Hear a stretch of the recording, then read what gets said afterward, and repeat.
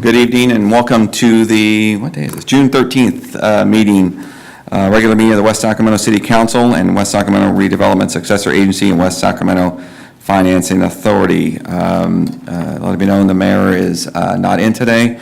I'll be serving as chair of tonight's meeting as Mayor Pro Tem. So we'll get started as we always do with the Pledge of Allegiance. I'll ask Councilmember Sandine to please lead us tonight. Salute the pledge. I pledge allegiance to the flag of the United States of America and to the republic for which it stands, one nation, under God, indivisible, with liberty and justice for all.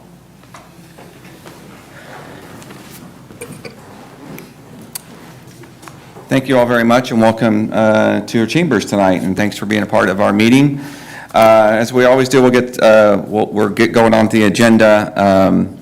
A couple of rules as normally stated at the beginning of this meeting. Time for public comment. If you do wish to speak tonight, I'll ask that you please take a yellow card like this, which are available on the side table. Fill that out and try to get that into Chris before the end of the staff report that's preceding every agenda item. And Chris will bring that to me. I'll read them off in whatever order I get them. We'll take those public comments as they come up and when the public comments are available for that staff item. So please try to get those in before the staff presentation is complete.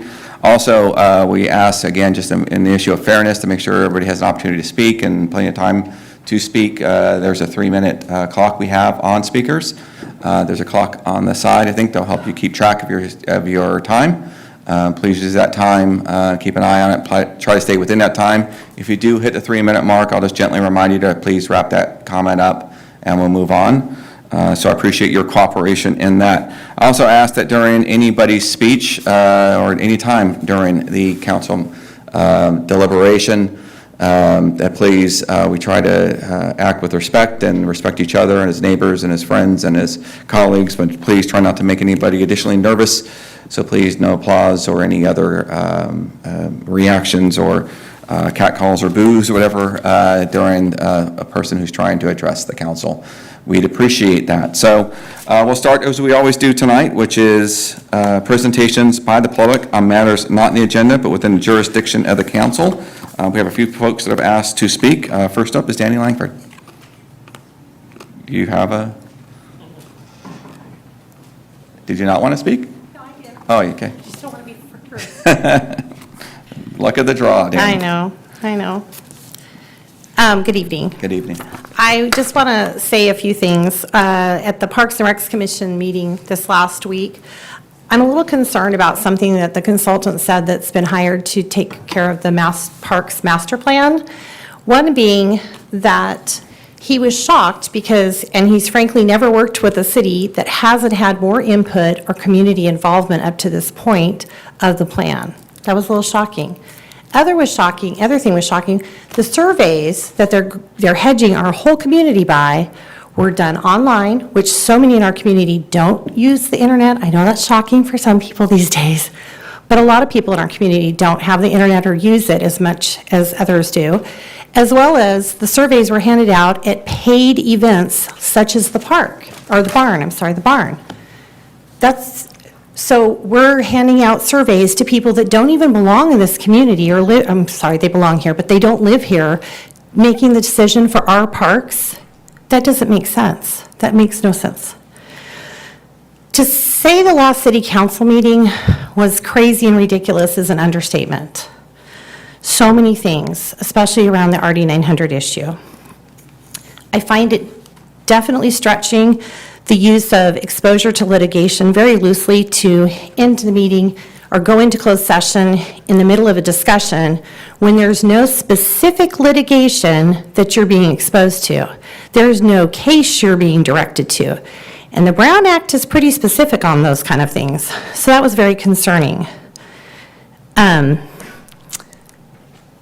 other thing, when I was cut off after the 3 minutes trying to explain to you, Ms. Sandine, what I had said at my public comments, because you weren't here for that portion, was that I viewed the meeting where you requested per the letter sent by RD 900, you requested staff to set up a 2x2 or 3x2 with RD 900 before it came back on the agenda to be discussed by the council. That did not happen. I respectfully requested that night the item be pulled off the agenda until that happens, as numerous people came up here and said the same thing. So I have to ask, when the mayor cut off my microphone after 3 minutes, which he hadn't done all night long, hadn't done meetings before, he did it to me, and was that because he didn't want you to know what I said? The fact that I brought up something that you said at a former meeting, it just is very disconcerting. I get that you guys don't like some of us that come meeting after meeting after meeting. That's not an issue. The issue is we're all community members that get up here and speak. Whether you like us, hate us, love us, whatever, we all deserve the amount of respect. We voted for each one of you to have an individual voice and a heart. We didn't vote for one person to be making all the rules as it seems to be happening. Thank you. Thanks, Danny. Next up is Pat Flint.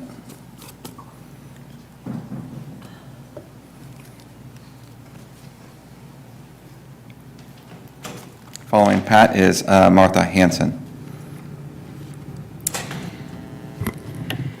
Council members, excuse me.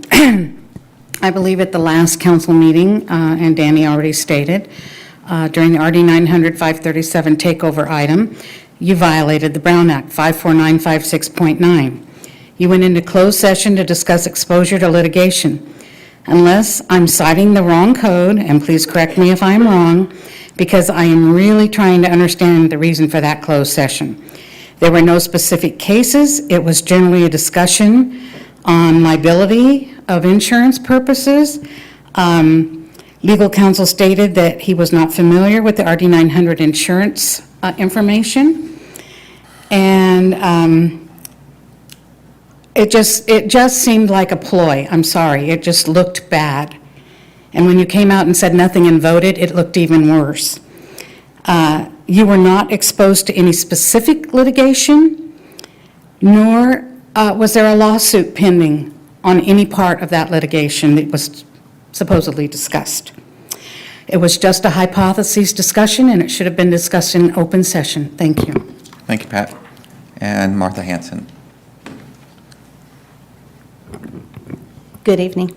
My name's Martha Hanson. I'm a community member. I've been here my entire life, which is 41 years Monday. I'm a community parent for children with disabilities and an advocate for children with disabilities. I'm a member of several coalitions, boards, committees that represent children with extra challenges. With that said, I'm here to talk about the need in our community to address the issues that our residents with disabilities face, specifically the group from birth to age 25, the population from birth to age 25. According to the 2017 census, West Sacramento has approximately 53,512 residents. Approximately 4,496 of those residents have some form of a disability. According to the Washington Unified website, our district serves about 7,735 students. Roughly 791 of those students receive some form of special education, whether it be, SST, IEP, etc. Acronyms most people won't know. So the specific group, this specific group of ages, 25 to, birth to 25, they're being vastly underserved in this community, hugely underserved in this community. We have amazing opportunity to very easily change that. We have the digital badges, we have the new transportation opportunities, we have the education that is pretty new to us outside of the classrooms. Our city has done so much, but we've seemed to have forgotten about this category of people. We've made huge strides, but we've left these kids out in our efforts. I ask that you tell these community members, these kids who already have major extra challenges in life, that you didn't forget them. by including them, finding them ways to earn those badges, creating better programs for them. And my biggest ask is that you find ways to entice our local employers to hire these people. Not only hire them, but give them a fair wage. I know, I advocate for families who their children make $3 an hour, and a full-time job, that's not in the works for them. So in closing, I just ask that you help incorporate these people into, all the programs that you're working on. Our city does amazing things, and I'd really like to see this community, out there working side by side with everybody else. Thank you. Thank you very much, Martha. I should have began this discussion on the items from the public on this agenda item. This is the public's time to state things that are not on the agenda, certainly within our jurisdiction. But by law, we are not, because they're not agendized, we are not allowed to discuss or take any action on them. One of the things we just want to make sure we're clear was that we could not take any action. However, to the last speaker, I want to say thank you for Martha for coming forward and giving that voice to those. And certainly, hopefully, some folks from the city who are sitting here may connect with you to make sure that there's other ways we can connect, either through digital badging or through our transit options, which I know the VIA program has some options that they're making available in one of our vans for disabilities. Again, we can try to connect you, but thank you for coming. I know the two previous speakers, I'm not sure if legal counsel wants to address the questions that came up during that. If you Yes, could. thank you. Thank you. The question was raised as to whether or not there was a basis for the council to be in closed session last meeting concerning significant exposure to litigation. There is, in my opinion. The Brown Act does allow closed session based on facts and circumstances which present the significant exposure to litigation. The question that was being debated was whether or not there would be additional liability and what that liability would be in the event that the city moved ahead with becoming, with the creation of RD 900 and 537 as subsidiary districts. That is a topic that is very critical to the issue of litigation. There's been a lot of litigation in California against public agencies concerning liability after, for example, a levee breach. And I think that it was perfectly appropriate under the circumstances to meet in closed session to discuss that particular topic. Thank you. Counsel, appreciate the clarification. So with that, we'll move on to council communications and assignments. So I'll ask council if any communications, and Councilmember Johannesson. Thank you. The Yellow Housing met today. We approved the budget for the year, and also we had a continued discussion about the restructuring of the board. As I've reported in the past, the supervisors, Yellow County supervisors, wanted to push off, have not so much of a review position of Yellow Housing. So in order to do that, the board is going to be reconstituted to 7 seats. There'll be 4 seats, one from each city, designated by the city, one designated by the Board of Supervisors, 2 constituent seats. So that will be coming up to our city on an agendized item fairly quickly. Also today, the Yellow Solano Air Quality Management District met.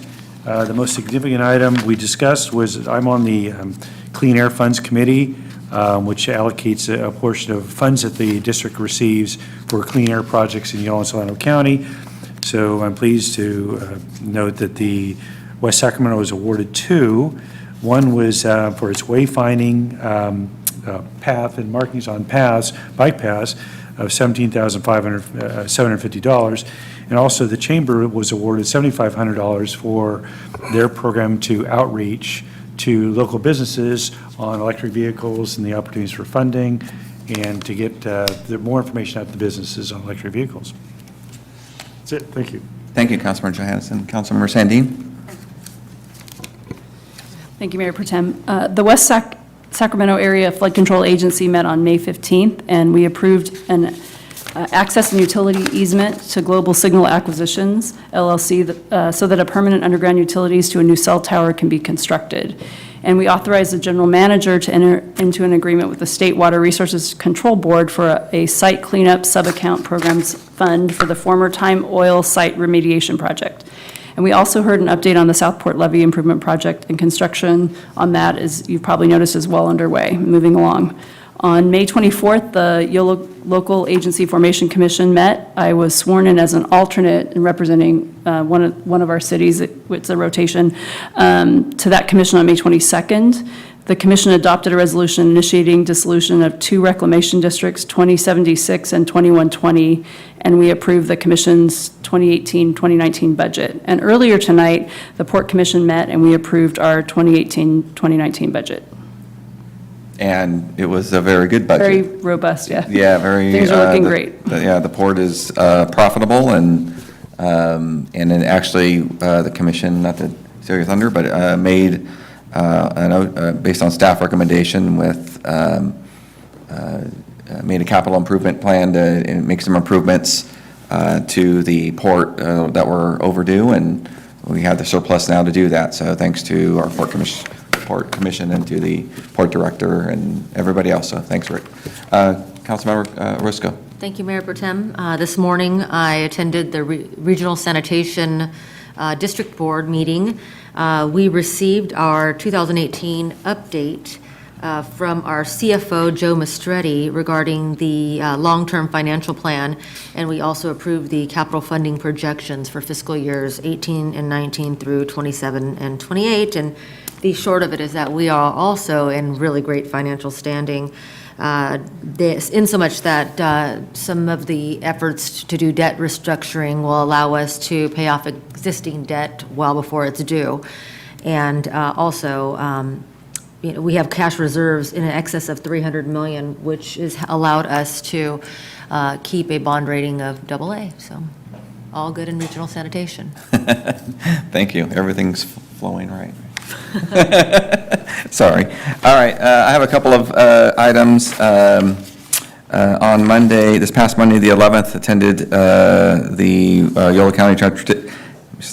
County Transportation District meeting in Woodland. It was a bit of a thick agenda item. We had first adopted the preliminary budget, and for council members, I would just, and the public, it's an interesting, I want to thank staff for the feedback and the review of the budget, but we were able to get to a place where Westac's contribution, it actually went up for their budget. Our portion went up about $160,000 as part of that budget, but we were able to get to a place thanks to YCD taking on and crediting us, in essence, for some of the harbor using it for parking of the buses, that area we use. So, but it did represent for me, at least, as the time of that conversation, just the work we have to do at the transportation district to streamline that, because it is it furthers the notion for me, at least in us, and the work we're doing and trying to do, and trying to further transportation options. It's just really important that we continue to push that way, push the district that way, because the traditional bus lines is just very expensive. And we know that at the district board. In fact, one of the items that came up later in the agenda was how the district, along with TransDev, its contractors, looking for microtransit service to better serve, more efficiently serve more rural areas such as Winters and Knights Landing, where it just doesn't make sense to carry big empty buses around to pick up a few people.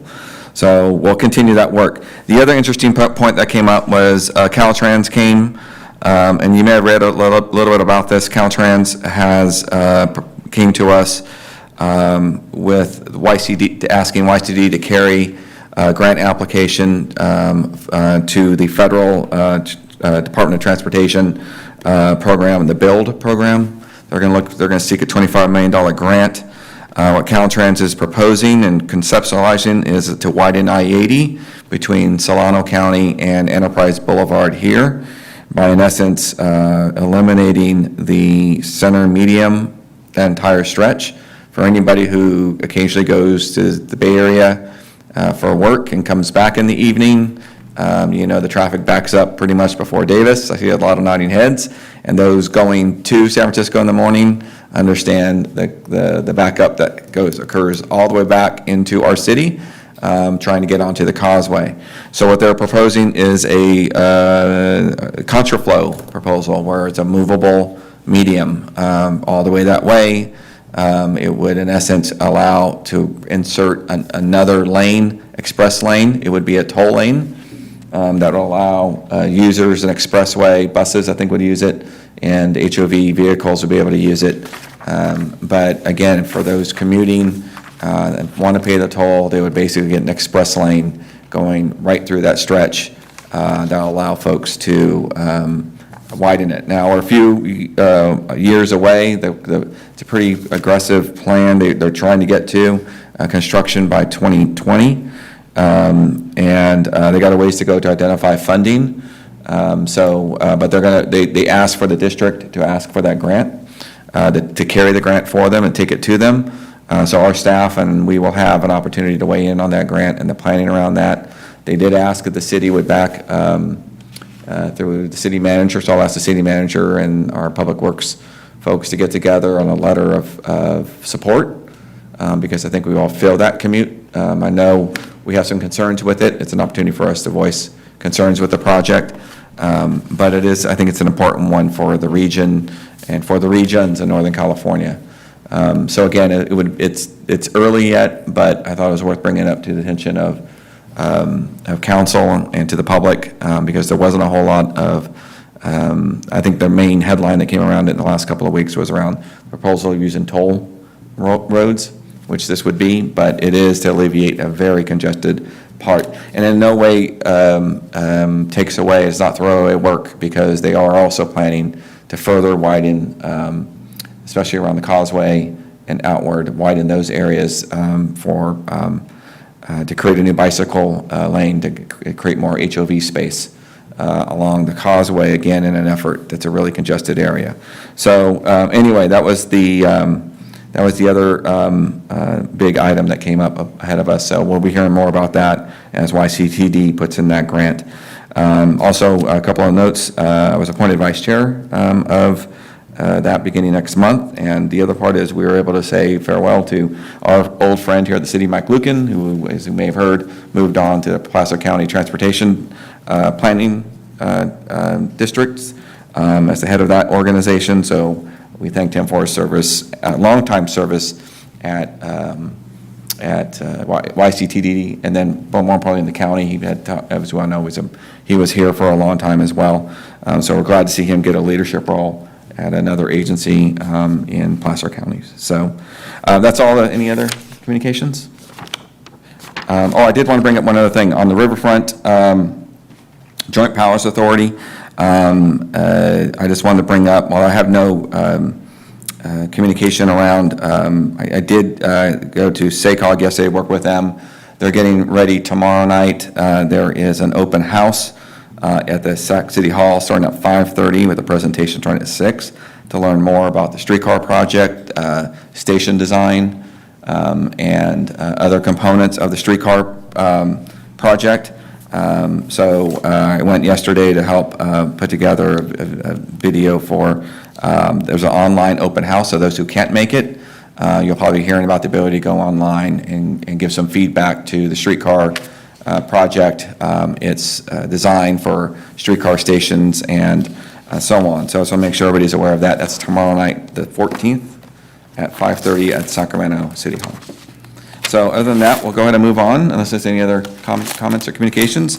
We'll move on to item 1C, which is council appointments, reappointments, or removals from city or non-city boards and commissions. City Clerk, I don't have anything here, so I think we can go ahead and move on. Thank you.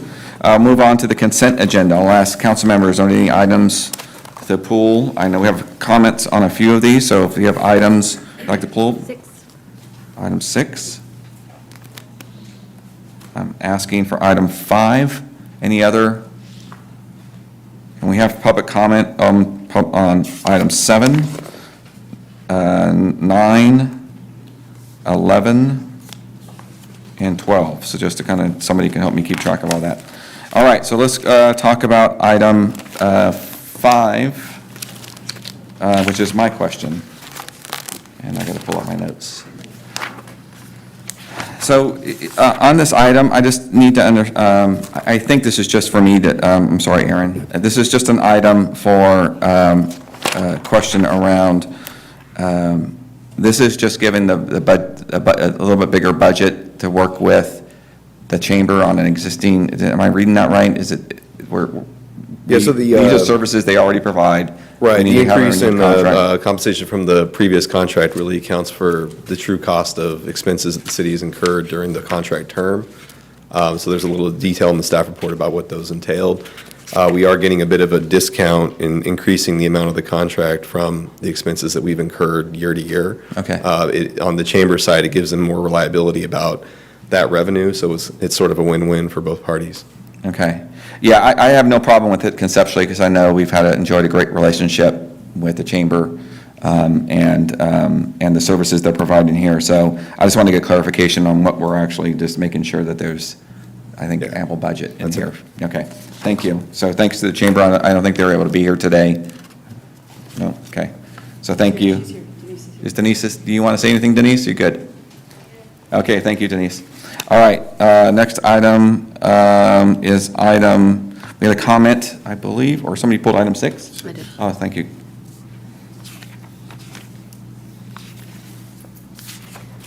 Good evening. Good evening. Thank you, Chief.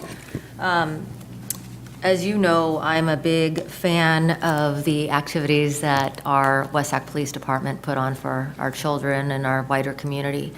I often attend pretty much as many as I possibly can, and have served as a presenter for a couple of boxing camps, and very much enjoy the impact that your efforts at community outreach have resulted in with our community. This item asks for $97,000 from Measure E, and I was going through the line items and just had a few questions about Yes. some of them. Yes, ma'am. With respect to our boxing camps, there's a line item that says motivational speaker. Are there particular speakers that are asking for stipends, or for the most part, are they coming in on volunteer? Generally volunteer, at this point, volunteer. Okay, so would that line item be to secure speakers who otherwise would be asking for Yes. some type of? That's correct. I see. Yes, Okay. ma'am.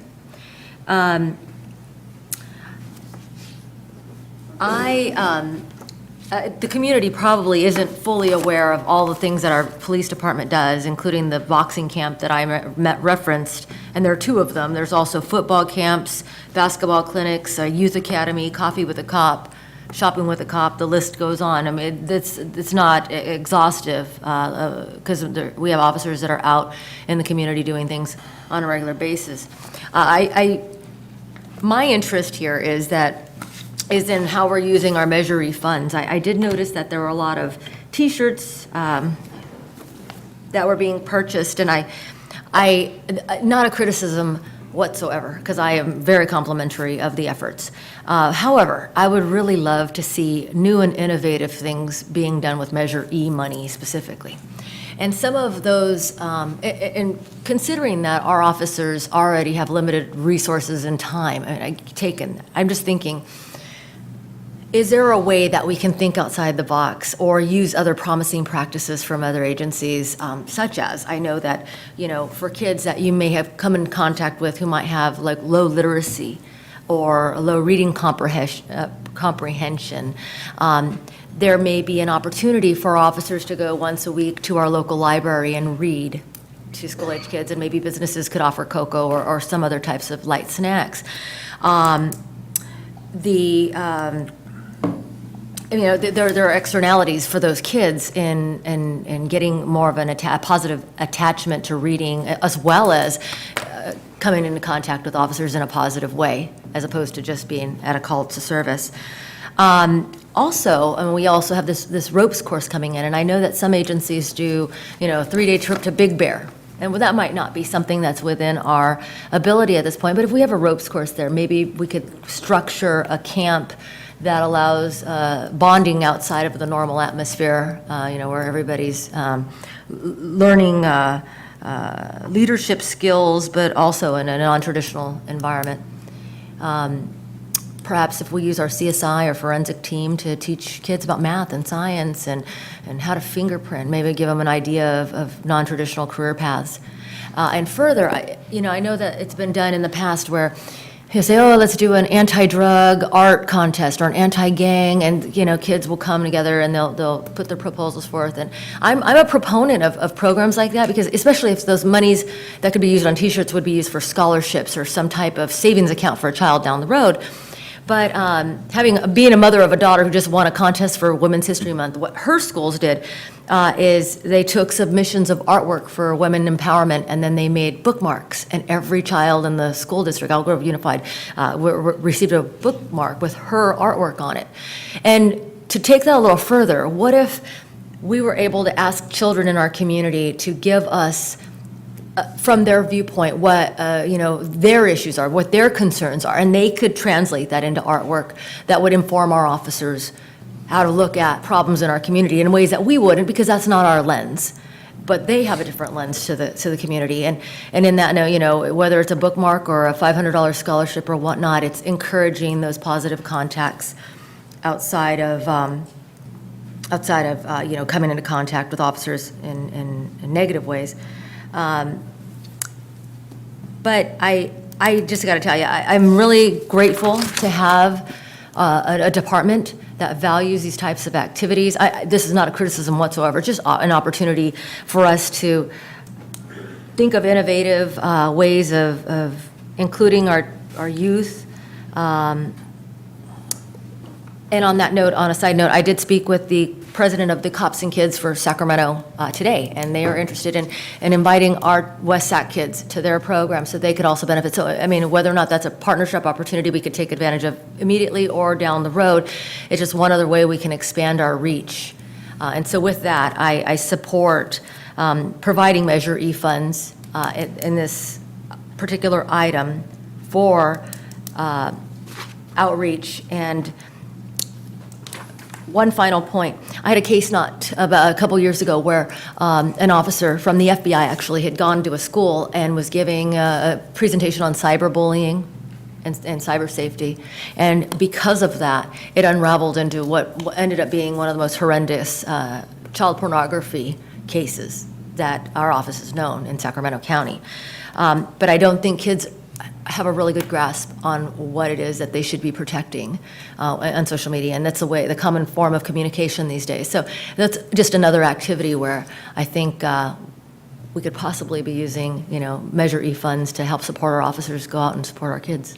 That's quite a mouthful. There's a lot going on there. First thing I want to say, thank you for your support, your continued support. You've been an active supporter, as all of you have, and I really want to thank you in public for that.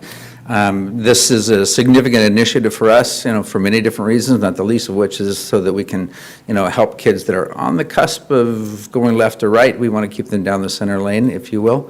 We also want to obviously influence or mostly, educate, individuals of our community, not only our children, to who we are, and in fact, the reverse is true as well. I really am adamant about my officers knowing people by name, by face, and have contact with them. With that said, this particular program is no longer embryonic, but it is in its adolescence stage, and so we're, as noted in our staff report, is that we're slowly increasing our capacity to do things. And to some extent, our capacity is limited somewhat by funds, somewhat by personnel resources, but a lot of it is just our own creativity.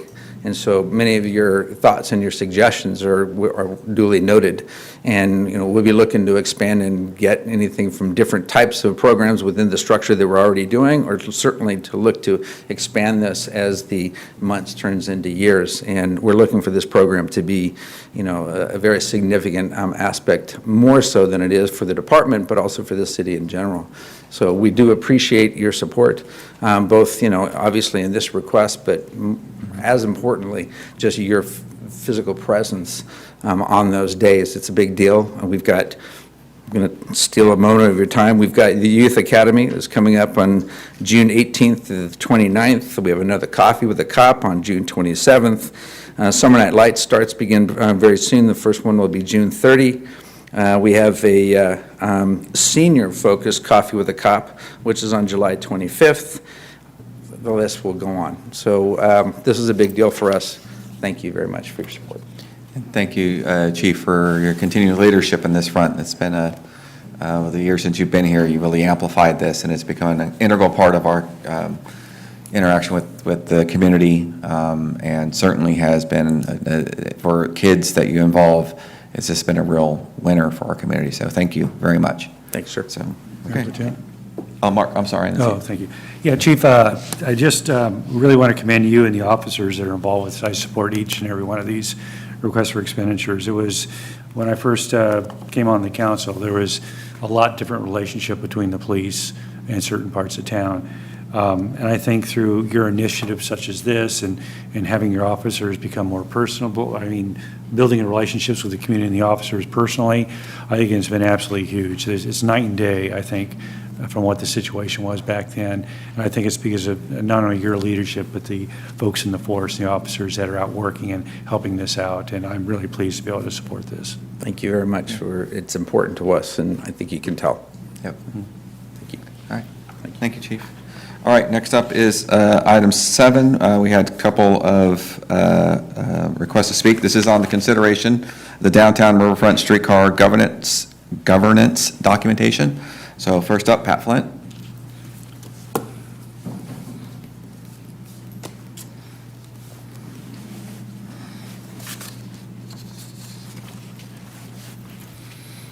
Thank you, my necklace just came apart, sorry about that. I find this to be an interesting item. You know, the streetcar is not my favorite thing. But then to find out that RT is going to govern, or they're going to design, they're going to do the construction, and they're going to do the procurement services. Why is this not an extension to the RT line? Why is it a whole new streetcar thing? It makes no sense if RT is going to do all the work. Make it an extension. You're spending way too much money to design something that could be very simple. And this just proved it's over the top. And to follow the budget on this particular item, it says that $35 million is coming from West Sacramento, $9 million from Sacramento, the County of Sacramento, $3 million. The total project is $208,459 million. Now, is the $208,000 matching money? Or is that the total cost of everything? SACOG's going to put in a little bit, some other money's going to come from someplace else. It just makes no sense.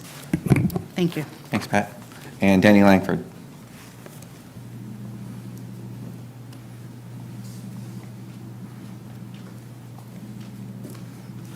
Again, I agree with some of the comments that Ms. Flint made. I've never been one for the streetcar. Honestly, I see all kinds of communities trying to get away from that. They don't want to put tracks down that are going to be permanent, that we'll probably have to dig back up later. Seattle, Oregon, San Francisco are always being touted.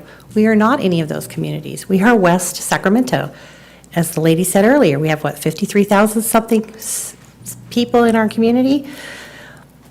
I heard and read somewhere that Sacramento's backing out because the federal funds haven't been freed up currently on this project. That's concerning to me. Are we going to get stuck paying for more than the huge amount we're already paying as a community? And I will still continue to express concerns about this, and I still think that we need to maybe do what Lake Tahoe's done. Instead of trying to preserve our area, instead of laying tracks, they use trolley buses that look just like trolleys. But then you could take them all the way out to Southport if you need to. You wouldn't be stuck with tracks down. So if you have a big event going on at Raley Field, have a bunch of people meet out at Nugget or wherever and load them up on those trolleys, you can utilize it much easier than you could tracks. That's just my opinion. Thanks. Thanks, Danny. I know Jason is here if you want to answer any questions around it. I'll take a whack at, because I'm on the streetcar committee on just one kind of point around this.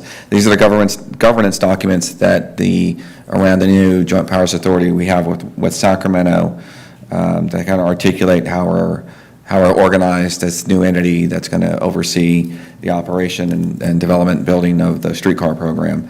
RT is a partner in that. They're part of the agreement. It's required by the Federal Transit Authority, who is fully supportive of this project because they have experience in building these things out. So they're a crucial part of it. But the model we chose to go forward with on the streetcar is really around ensuring that the business community has a real opportunity to play a role in its success. And that's why the business owners in the Sacramento side of the river have invested in this by taxing themselves. And they will have a place at the table as we go forward on designing and organizing the actual operating entity that will see it. So anyway, so is there any other questions or any, Jason, you want to add clarification around that? No, just that we continue to work with our partners, including the city of Sacramento. The reason why these governance documents are before you is because we are also working with the Federal Transit Administration in order to obtain the $100 million matching grant to our $100 million local match funds that we've secured here. In order for the federal government to provide us with the remaining $100 million, we have to address some of their concerns. Some of their concerns included how the governance structure is laid out, what the project management plan looks like, and then once we've gone through this and the risk assessment where they determine any outlying questions that the FTA has and assigning whatever risk to that, that gives the local agencies an opportunity to further address some of the concerns prior to receiving the Small Starts Grant Agreement. We are still anticipating receipt of a Small Starts Grant Agreement either towards the end of this year or beginning of next year, depending on how long this process takes. And all of our partners currently are all in for this project. Thank you, Jason. Any other questions on this item? Thank you for your work on this. I'm going to move to item 9. And we have a request to speak on item 9 by Pat Flint. This is consideration of authorization and expenditure of Measure E funds for West Sacramento Home Run Digital Badge evaluation as part of the workforce, I can't speak today, Workforce Accelerator Fund. That's a mouthful. Yeah, it is, right? Again, this is following the money. It says $3,500 to fund the framework workforce, $40,000 for the Westac Home Run on Steps Digital Badge, $40,000 placeholder funding until the grant pays it back, which equals $83,500. Then it goes on to talk about the funds in addition to $125,000 identified in the funding framework of Measure E funding, a subgrant of $380,000. You understand why it's hard to follow the money? I mean, this isn't transparency. This looks like a misappropriation of Measure E funds. Thank you. Thank you, Pat. Any other questions on item 9? If not, we'll move to item 11. And this is consideration of terms of successor agency. I don't think any council members have requested to pull this one. But this is consideration of terms of successor agreement, adoption of the memorandum, God, here we go, lots of words. Memorandum of understanding between the City of West Sacramento and the West Sacramento Police Officers Association, and adoption of Resolution 18-42, approving and adopting amendments to the budget for fiscal year 2018-2019. And we have 2 requests to speak. Pat Flint, sorry, I should have made you just stay there. Sorry, Pat.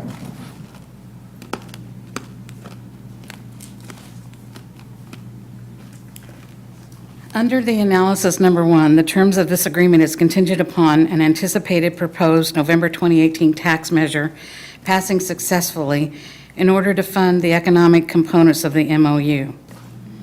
I find this very upsetting.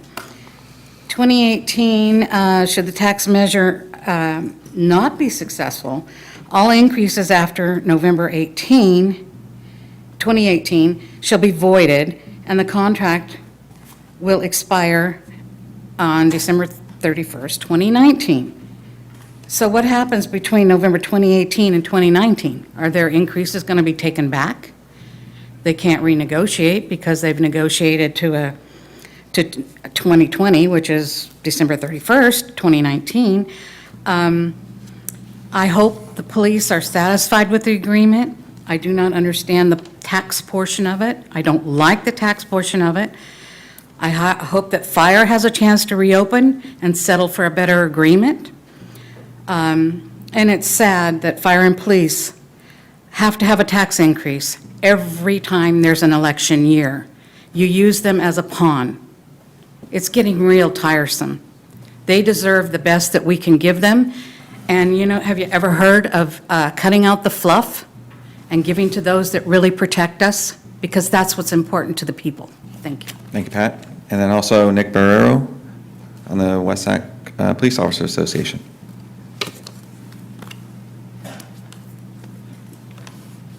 Hi, Nick. Hi. Good evening, members of the council. As you know, my name is Nick Barrero. I'm the Vice President of the West Sacramento Police Officers Association. The last time I was here, I spoke to you about 2 months ago on April 11th, and at that time we were in the middle of an especially long and often difficult negotiation process. Tonight we are happy to be at the end of that process. The contract that you are considering will undoubtedly help the police department recruit and retain the high caliber officers that the citizens of West Sacramento deserve. Although much of the contract is contingent upon the passage of that tax measure in November, we're confident that the citizens of West Sacramento will see the value of the tax measure and it will pass successfully. We would like to thank the City Council and the members of city staff who worked very long hours with us to reach this agreement. We're grateful that you've prioritized this contract. We're confident that public safety will continue to be a priority in the future. Lastly, the association would like to thank the citizens of West Sacramento. They've provided tremendous support during this negotiation process. We know that public safety is important to them, and we look forward to continuing to serve them. Thank you. Thank you, Nick. And I'll also say, on behalf of the council, is thank you, Nick, and to the police officers for your work in this. I know it was a very long process, difficult process, I think, for everyone just to kind of get through a place where we can agree upon. We have always felt the utmost respect for your department, your officers. Our commitment was to try to work with you to get things done, so I appreciate all the work you put into it, personal time, and all the officers who can continue to carry the torch and without a beat, continue to do their job. So it was, we know these negotiations how they can turn and twist and turn, but in the end, there's a lot of good work done by everybody, I think, and we're going to have a discussion about the tax measure a little later, and we can discuss the kind of the areas around that we need to get our arms around from a budgeting perspective. But just want to say thank you for all your efforts, and to the police officers, thank you. Appreciate all your work and through this. So thank you. Thank you. All right, and then we have another item, request to speak on item 12, which is from Pat Flint.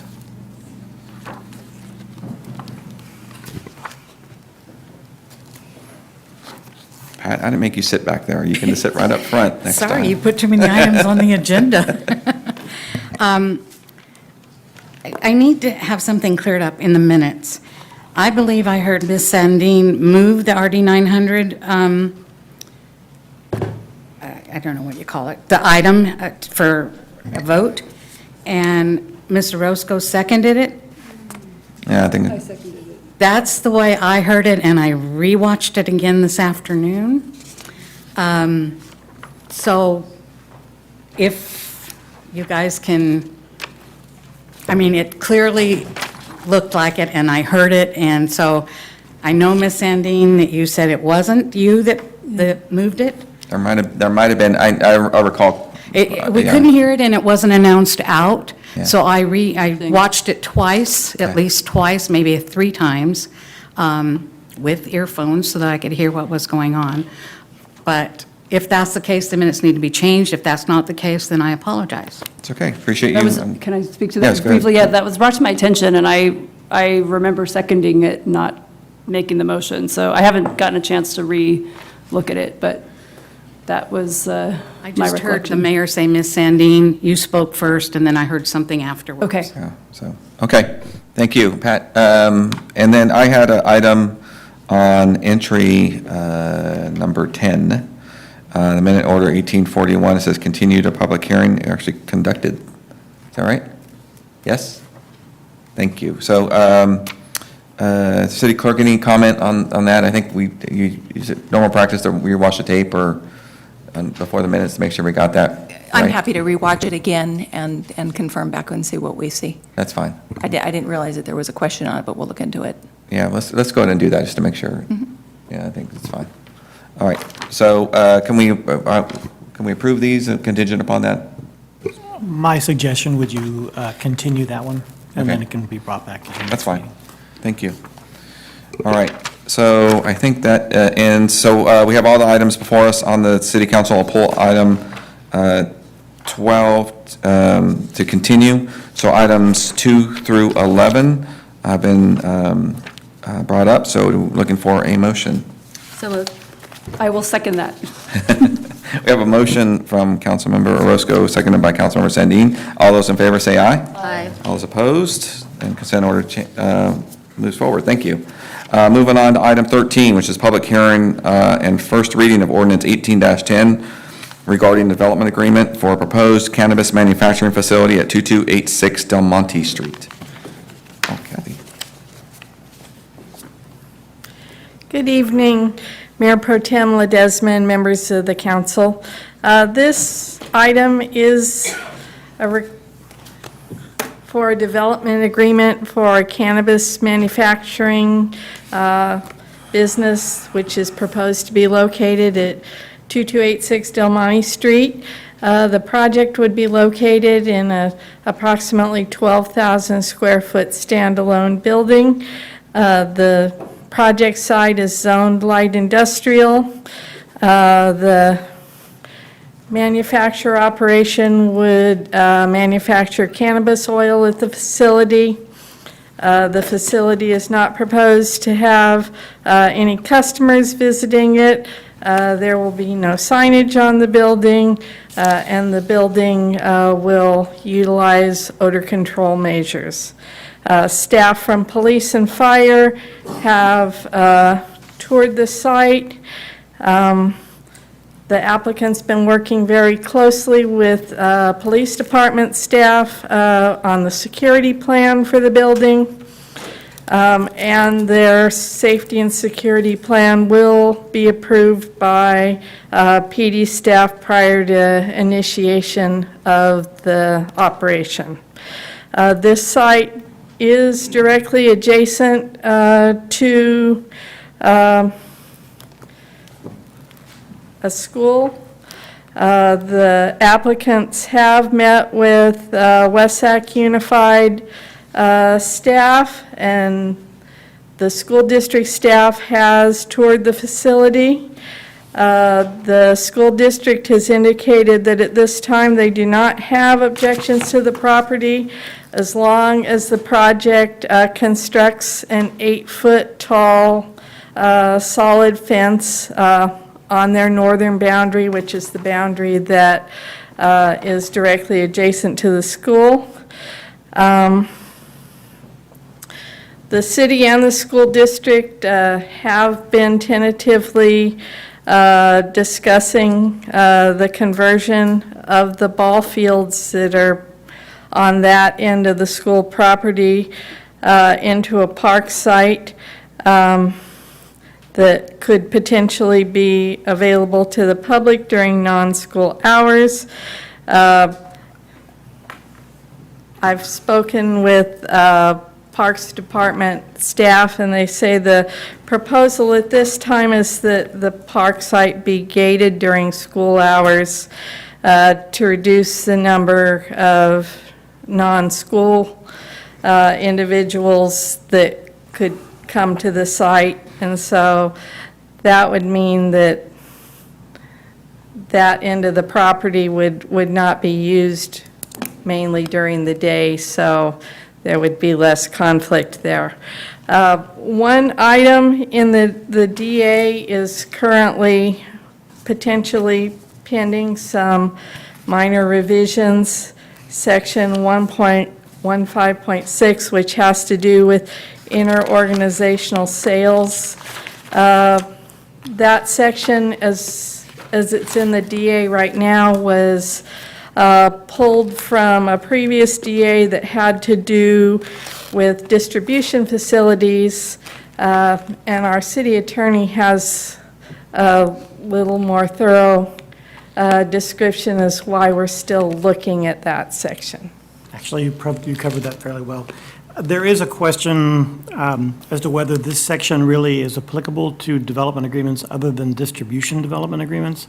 The purpose of it, you may recall, was to address situations where you have a distribution, you have one owner of two distribution facilities, and they may move their product from one facility to another facility, not charged the first facility for it. And it may be an issue that's really a distribution-related issue more than it is manufacturing or cultivation. So we just want to take a look at that, have a conversation with the developer. What we're asking, and I know it's a tiny bit irregular, but we're asking that you let us come back for second reading with either with this language in or without the language. Okay. We have done that a couple of times on development agreements in the past. It's important that we pin it down because we're not supposed to make substantive changes between first and second reading. So if the council is comfortable, we would ask you to essentially approve it with either, approve the first reading with either alternative, and then we'll come back to second reading with the final version. Makes sense. Okay. And that basically concludes my presentation. The applicant is here in the audience, able to answer questions if you should have some. And I'd be happy to answer questions as well. Thank you, Kathy. Do you have, Councilmember Santine? Yeah, thanks for the presentation. So this went to Planning Commission. It's coming to us from Planning Commission. Can you Yes. tell us a little bit about that discussion? I know it's in the staff report, but. The Planning Commission did have some initial concerns with the location in proximity to the school. However, staff did explain, although it is two properties right next to one another, for people from the school to actually get there, you actually have to take a really serendipitous route. You have to go all the way down Stone Boulevard, back up Seabrian. It's close to 1.5 miles. And so because of that, coupled with the fact that there's no signage on the building, it's an industrial building in an industrial area, they were comfortable approving it. Thank you. Any other questions? Yeah, I do. Councilmember Roscoe. Thank you. And just to clarify, it is a purely manufacturing facility, not distribution, cultivation, or transportation? Manufacturing only. Okay. And if I heard you correctly, when you said adjacent, you meant like a stone's throw or as the crow flies, as opposed to the way to, actively get from the school to the facility to be in excess of 1 mile? Yes, the properties are directly next to one another, but you can't get there without taking that long route around. Okay. And in previous discussions we've had with facilities like these, we've received assurances that there'd be no odor emissions or anything that would identify the business as being related to cannabis types of activities. Do we have that assurance in this case as well? Yes, the applicant has assured us that they will have odor control and that it will follow the industry best practices. Thank you. I was going to bring that point up. I'm sorry, Councilmember Done? Johansson, you have any? Oh.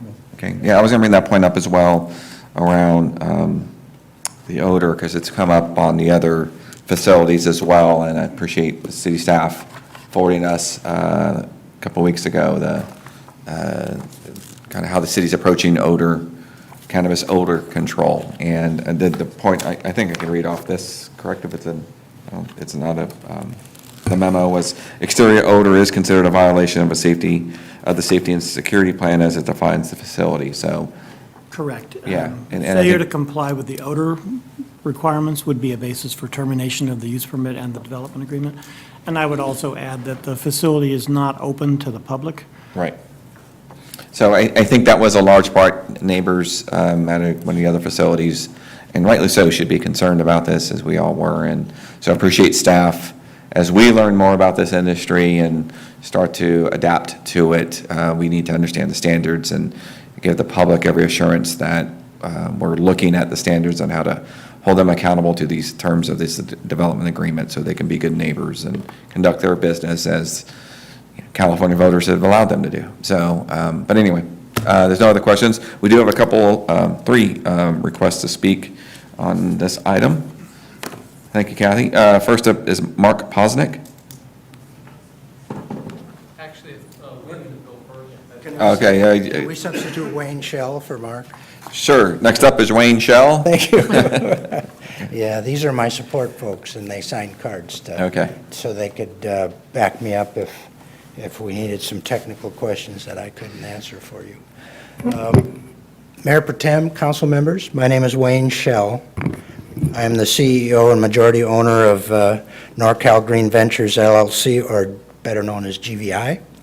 I graduated from law school and have over 40 years of work experience in local, regional, state, national, and international economic development. My experience includes CEO for a statewide economic development association. I've been a small business owner, 2 different occasions, public policy and executive management over the years, public and private business financing experience, and I've been a member of over 20 economic development-related boards of directors nationally, regionally, and in the state of California. NorCal Green Ventures would like to congratulate and thank the city policymakers and staff for their economic development foresight to facilitate the startup of this new industry. The cannabis industry is entering a new era and will contribute new jobs and economic opportunities to the city. GVI is a new startup, business-to-business cannabis manufacturing company. GVI is proposing to initiate the development of a cannabis concentrate extraction facility at 2286 Del Monte. This new company's single and only focus will be on safe refining and distillation of sanitary and clean cannabis oil products. We're not growing, we're not selling, we're not doing any of that. We are sticking to one thing, and we're going to do that one thing very well. The facility will be a build-to-suit leased facility. Current industrial and business operations in the vicinity include a couple of brewing companies, one of which is Yellow Brewing Company, which is across the street or a kitty corner from us.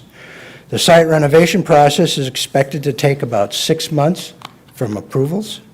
We've been working diligently already, hoping that approvals will be had or made for this particular project. And we're seeking a development agreement with the city. Let me just say our commitment to you is, number one, creating jobs. It's expected there will be over 160,000 new jobs in this industry in California this year, or I mean in the country, but not in California, this year alone. That's almost double from 2017. So this industry is not small anymore. It's growing very, very rapidly. And if anybody's interested, I do have a handout I could show you that would show some comparisons between the growth of this industry's jobs and other jobs in the country. We expect to create millions of dollars of new revenue for the community and the state, of course. We will ensure public safety and security are a high priority for our staff and the city. It's for our staff as well as the city. We're very conscientious of this particular issue of security. We've been working very closely with the police department, and they've recommended some very good ideas for us to make sure that we have good security there, inside and outside. We intend to prevent odors from exiting the facility by installing a ventilation and filtration system. Yes. We're not expending all these resources to smell up the neighborhood. That's the last thing we want to do. We will be very conscientious of that particular situation happening. Thank you. Mr. Shell, your 3 minutes is It's over. concluded. It's Okay. over, yes. Great. You All may right. not have Well, heard thank you. the beep. So I know you have other colleagues that wanted to speak, if they still do. Bernard, I can't read the writing, Brown? Brown. That's an L, that's not a W. Chicken scratch. Thanks, Bernard. Good evening, ladies and gentlemen of the council. Thank you for this opportunity to speak. My name is Bernard Brown. I'm the acting chief operating officer for NorCal Green Ventures. I have a background in planning. I have a degree from Arizona State University in urban planning and design. I'm working on my PhD in sustainable engineering from Villanova University. The reason why I bring that up is because Mr. Schell has asked that we apply the best standards to this practice. So he's seeking people who can bring in standards like ISO operating standards to the facility to meet UN Food and Ag standards. The reason why we say UN Food and Ag standards, it's not appropriate really to say FDA standards at this time. So there are Food and Ag standards by the UN that for the refining of oil that we will be following. This is the same process if you were having an almond oil or an olive oil facility using standard technology that meets UL ratings for safety. So I want to answer that first. Yes. So second, to answer the routes around the building, I know that's a concern. Using the secure school route program, there's a railroad track to the west, which would eliminate any authorized children walking to that path, using that path to get to school. The second is the rear of the facility to the north. There is a solar field and a corp yard, which creates a barrier or an avenue of approach. There should be no children coming from the school through that solar field, through the corp yard to reach the rear of the facility. And then, as Ms. Allen said, it would become a 1.5 mile walk to get to the front of our facility at that point. So we used due diligence in making sure before the site selection with the staff that this was a suitable place before investing the money and the time and the effort. If we felt any reason it was going to be a no, we wouldn't be this far. GVI has retained renowned architects DGA and has also retained some of the civil engineering consultants to make sure that we're following all California building codes, we're following all standards in the industry that we can. We're trying to apply every single best practice to this facility to make sure that we're operating safely, because at the end of the day, if we're not operating safely, then we're not in business. I'd be happy to answer any questions. Any questions? Thank you. Thank you. Next up is Mark Posnick.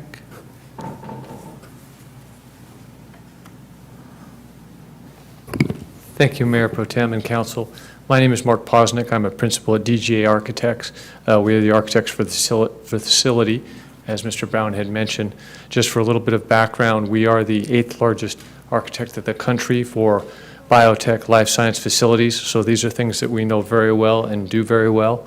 And this type of facility, while it is cannabis related, is very similar in some of the food and ag industries or some of the other biotech industries as far as the safety standards and the building code requirements. As far as the filtration goes, for the odors that were mentioned earlier, we are using carbon filtration system, which is the state-of-the-art system right now in the industry, and have experts on our mechanical system to facilitate the best possible best practices for those, because we know that odors are a big item. If there are any other technical questions about the facility, I'd be happy to answer those. Any questions from the council? No, I think you're. Thank you. There you go. Thank you for your time. So I'll bring it back. If there's any other comment, I don't see any comment cards. Bring it back to the council for, forgive me, I did not open the public hearing into that, so consider the public hearing open. So this is a public hearing. If anybody else would like to speak on this matter that doesn't have a card, would you like to come up and speak? Okay, so I will, do I keep the public hearing open or close it, continue it to the next? You close the public hearing. Okay, so I'll close the public hearing, thank you. Bring it back to the council for any further questions or comments. I just wanted to make sure, Ms. Allen, around the issue around the wall, the 8-foot wall. First of all, thank you for the applicant and to the staff for taking this through Washington Unified and making sure they're brought in for feedback and felt comfortable with the decision we're making. I know I talked to a school board trustee who was concerned about this initially, and we're in a much better place. She understands this is not open to the public. It's not a distribution, and understands our rules very well. But I want to make sure they are aware that this 8-foot fence will be constructed, correct, as part of the project. Yes, we've discussed that with the school district when we had the walkthrough of the facility with them and extensively discussed the wall, and they were comfortable as long as it was an 8-foot tall solid wall, which is exactly what's proposed. Terrific. Thank you. All right, so unless there's any other questions on this item, we don't take action tonight. We're going to waive this first reading and read by title and number only, ordinance 1810, approving the development agreement with NorCal Ventures, et cetera. And I'm going to inform the audience that the second reading and adoption of this item, ordinance 1810, is tentatively scheduled for June 27th. I think that's all we need to do. Thank you.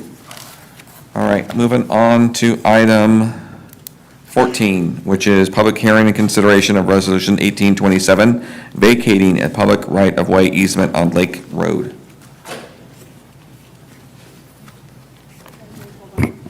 I'm sorry, Mr. Mayor Pro Tem. I'm sorry. Mr. Tilley has pointed out that we didn't actually ask for a vote on the waiving first reading Oh, I'm sorry. on that item, and I apologize, I didn't catch that either. Okay, so I'm sorry, I'm going to open up this item back up. We do need a motion to waive the first reading. One second. We have a motion by Mr. Johansson, second by Councilmember Orozco. All those in favor, please say aye. Aye. All those opposed? Thank you. Thank you, Mr. Tilley, keeping me straight. Keep the All city right. attorney honest. Moving on back to item 14.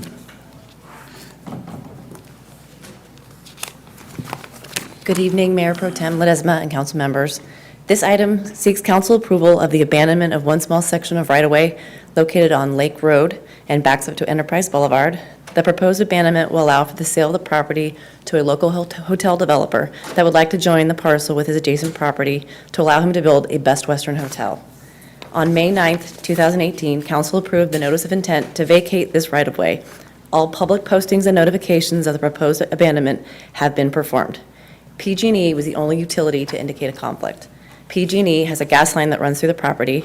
The city has dedicated the exclusive utility easement to PG&E, which has been included in the purchase and sale agreement language and will be recorded as an encumbrance on the property. This concludes my presentation, and I'm available for questions. Thank you, Aaron. Any questions? Seeing none? All right, I'm going to open up the public hearing. This is a public hearing. Anyone would like to speak in this item? I have no request to speak. But if anybody would like to speak in this public hearing, please come forward. Seeing none, I'll close the public hearing. If there are any final questions or motions. Move. I'll second. We have a motion by Councilmember Roscoe, second by Councilmember Sandin. All those in favor, please say aye. Aye. All those opposed? Thank you very much. Moving on to item 15. This is consideration of a Phase 1 City Corporation Yard relocation plan.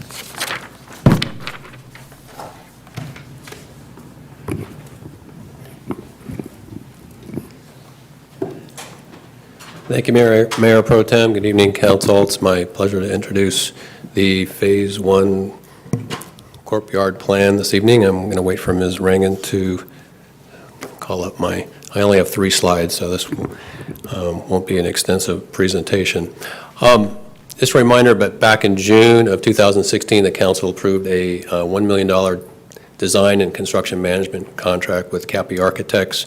And in April of 2017, council conducted a workshop on the full build-out of the Corp Yard project that had an estimated cost of $28.5 million. So since then, staff has developed a Phase 1 project size to stay within the anticipated short-term budget for the project, which was actually approved last month. The council, through the CIP update for 18-19, fiscal year 2018-19, approved an $8.5 million appropriation for the project. That included $5 million in water and sewer revenue bonds and $3.2 million from the sale of the Ramco Street property. And On that item, I want to make a clarification. You see the staff recommendation in the staff report, recommendation number 2 references a loan from the general fund to the courtyard fund. That should actually read the general facilities fund. It's correctly stated in the agenda, but was misstated in the staff report. So those two one-time funding sources give us $8.2 million. In addition to that, there's money left in the original CAPI contract, which provides the balance of the funding for the project. So just briefly, this is what we intend to do with the monies. It's not a glamorous project, but it's a critical operations facility for public works and parks operations. It's a 12.4 acre yard that's paved, lit, and fenced. Underground utilities will be stubbed to future building locations. It'll be used for equipment storage and material handling and facilities for those activities. There'll be a prefabricated restroom facility, which is a courtesy of the Parks Department. It's a unit that can be relocated in the future to a future city park. And finally, the decant facility, what we call the decant facility, this deserves special mention. It's where wet spoils material from Vactor and sweeper trucks are processed. That's currently handled on a 4-acre site at the current courtyard property in Pioneer Bluff. Moving that facility to the new location enables staff to utilize newly awarded EPA funds to assess and plan to clean up and redevelop that site as part of the Stonelaw Pioneer Bluff Reuse Master Plan. So here's our project timeline. If you approve the item tonight, we'll get started right away developing the bid package, looking to release that in October. In November, the Port Commission will receive a recommendation to transfer the property. It's currently owned by the Port, as you know, to the city in conjunction with awarding the construction contract, with the goal of getting under construction in the spring and completing that project late 2019 and begin the transition of some of those operational activities from Pioneer Bluff to the new site. So finally, before I close, recommendation number 5 addresses the courtyard development impact fee. That was last updated in 2005. It's rather old, and so we're recommending that a nexus study be conducted to update that fee, and finance would lead that, and we'll come back to you with a recommendation there. And then I'll point out that we have a pretty deep team on this project. I'll attempt to answer any questions you have, but I've got a lot of resources behind me that can help as well. So with that, I'll conclude. Thank you. Any questions of staff at this point? I have a quick one. So my one question was about the general fund, but you said it's a general facilities loan, Yes, fund loan, okay. yes. So just the word facilities was left out? Facilities, Okay, yes. okay. Right. That's really helpful, thanks. Any other questions at this point? Okay, we may come back, but we have a request to speak on this by Pat Flint.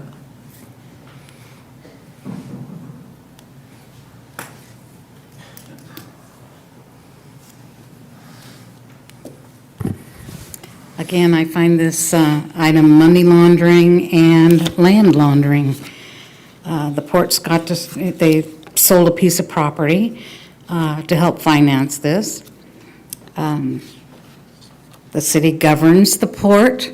Now you want to govern the reclamation district, so I see funds being done the same way with them, which irritates me. It says that it's going to cost $8.6 million. 7.5, let's see, let me go back to their graph here.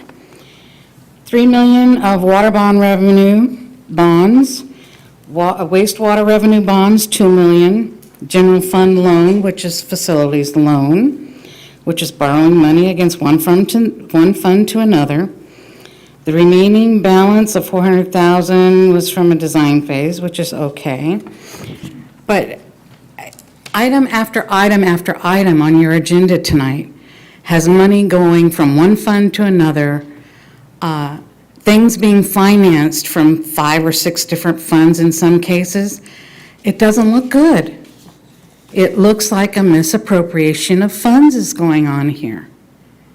And I'm here to tell you, there are people out there that are very upset with the way you're spending money. Thank you, Ms. Flint. I have no other comments requested on this.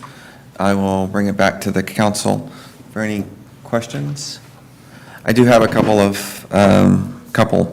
and thank you for the clarification on the general facilities funds, which that's funded through the impact fees, right? The facilities fund is the sources to that fund come from? The payback of the general facilities fund loan would be from the impact through fees. Thank you, which I know we need to do on a lot of different fees anyway. I know when talking to the finance director, that's a priority for this anyway, so I'm glad you were able to look at that.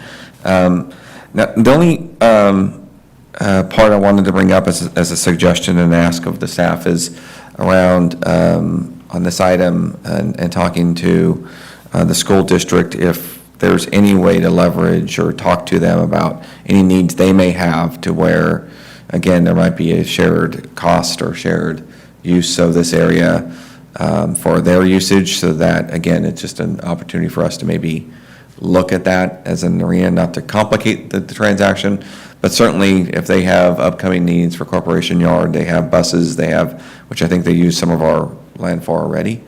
Again, it might be worth the exploration of that, if that's possible. Sure. In the short run, we're in a transitional phase here. Obviously, we're building just the first phase. We'll have a large paved yard that could be made available to the district for bus parking.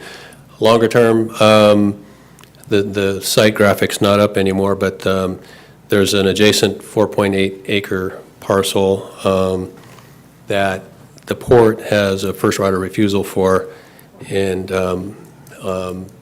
we are actively attempting to acquire that property. That would be an ideal additional area that the school district might be able to use. Okay. And I think it's just worth exploring with them, and as we have on other, I'm losing the term we use, and we have joint use agreements with them. This might be another opportunity. So I ask you just if you would, just to make sure that our constituents, their constituents, or our constituents, there's opportunity to save a few dollars by consolidating. It's worth exploring. Thank you. Any other comments on this? Mr. Johansson? Yeah, Rick, this is maybe a little bit off topic, but so when we talked about this, I think we looked at the permanency of the structures on this place, because, this is a potential area for future city development, big box or retail, that the west end of West Capitol Avenue.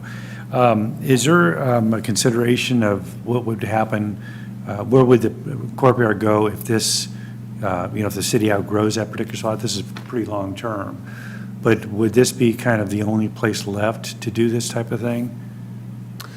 Well, I think, once we commit to building facilities there, we're kind of all in on this site. It would be difficult. I mean, phase one is just a yard. I suppose we still have some flexibility after that, but I think we have decided on this site for our courtyard facilities. We just sold the previous courtyard site, which I mentioned. That's the $3.2 million. So when before we acquired this site, we did a pretty thorough citywide search and landed on this site. I mean, there could be other sites that become available in the future. This happens to be a pretty ideal site for our operation, so it would be difficult, I think, in the future to back away and convert it to and sell the property for commercial private use.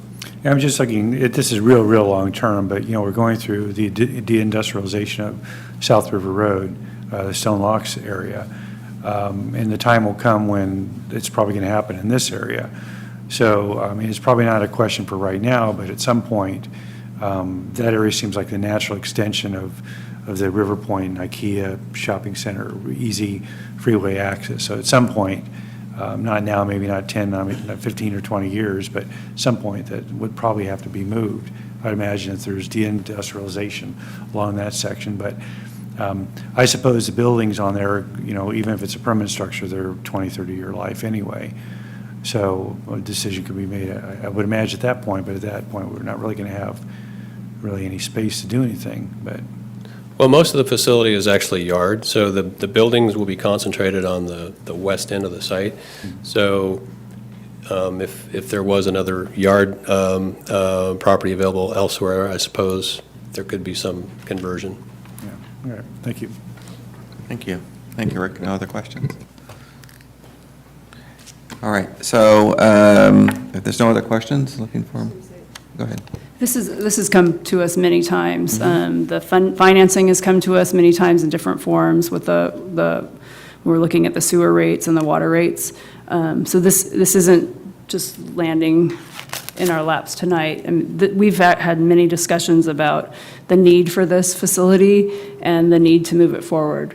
So it's coming, I think, tonight just to actually start something that we've had discussions about for now number of years. Certainly, yeah, thank you. And you're right, this has come to us and there's a need of new facilities as a way to start the process of the Pioneer Bluff transition. So it serves a number of purposes, but staff has done a really good job of sort of paving the way, taking our direction about some initial concepts about what the subsequent phases might look like. So we'll continue to kind of evolve as we get into the next phases and looking at what may be next. So with that, I'm looking for a motion. Is that your motion? Yeah. Yeah, motion by Councilmember Orozco. Do we have a second? Second by Councilmember Johannesson. All those in favor, please say aye.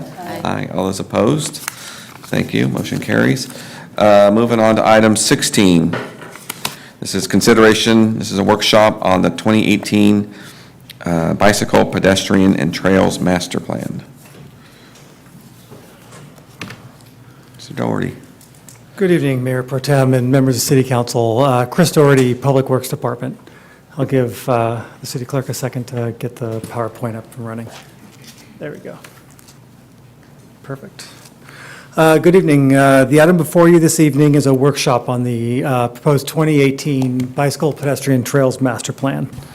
Staff's goal this evening is to obtain your feedback and comments on the draft plan in front of you so that we can bring a plan back for adoption at a future time. Excuse me. One point of note here is there was a clerical error on the printed plans for the attachment, and it skipped a sheet. I had put a full copied print at everyone's desk, including the clerks, and there's a stack actually for the public up there as well. That apparently did not happen on the electronic website posting, so we just wanted to cover our bases. Apologize for that error. The purpose of the master plan and active transportation plans like this is twofold.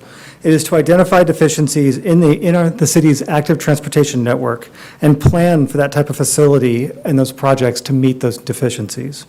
And the second is to prioritize those projects to secure funding, whether it's local or go out for grant funding.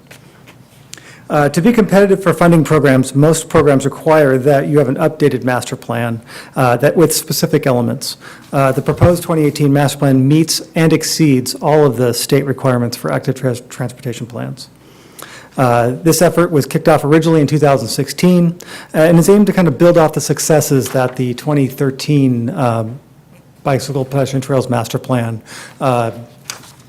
really built. And that plan was adopted about 5 years ago in about 3 weeks. Since the 2013 plan was adopted, the city's made some significant gains in our bike and pedestrian infrastructure throughout the city.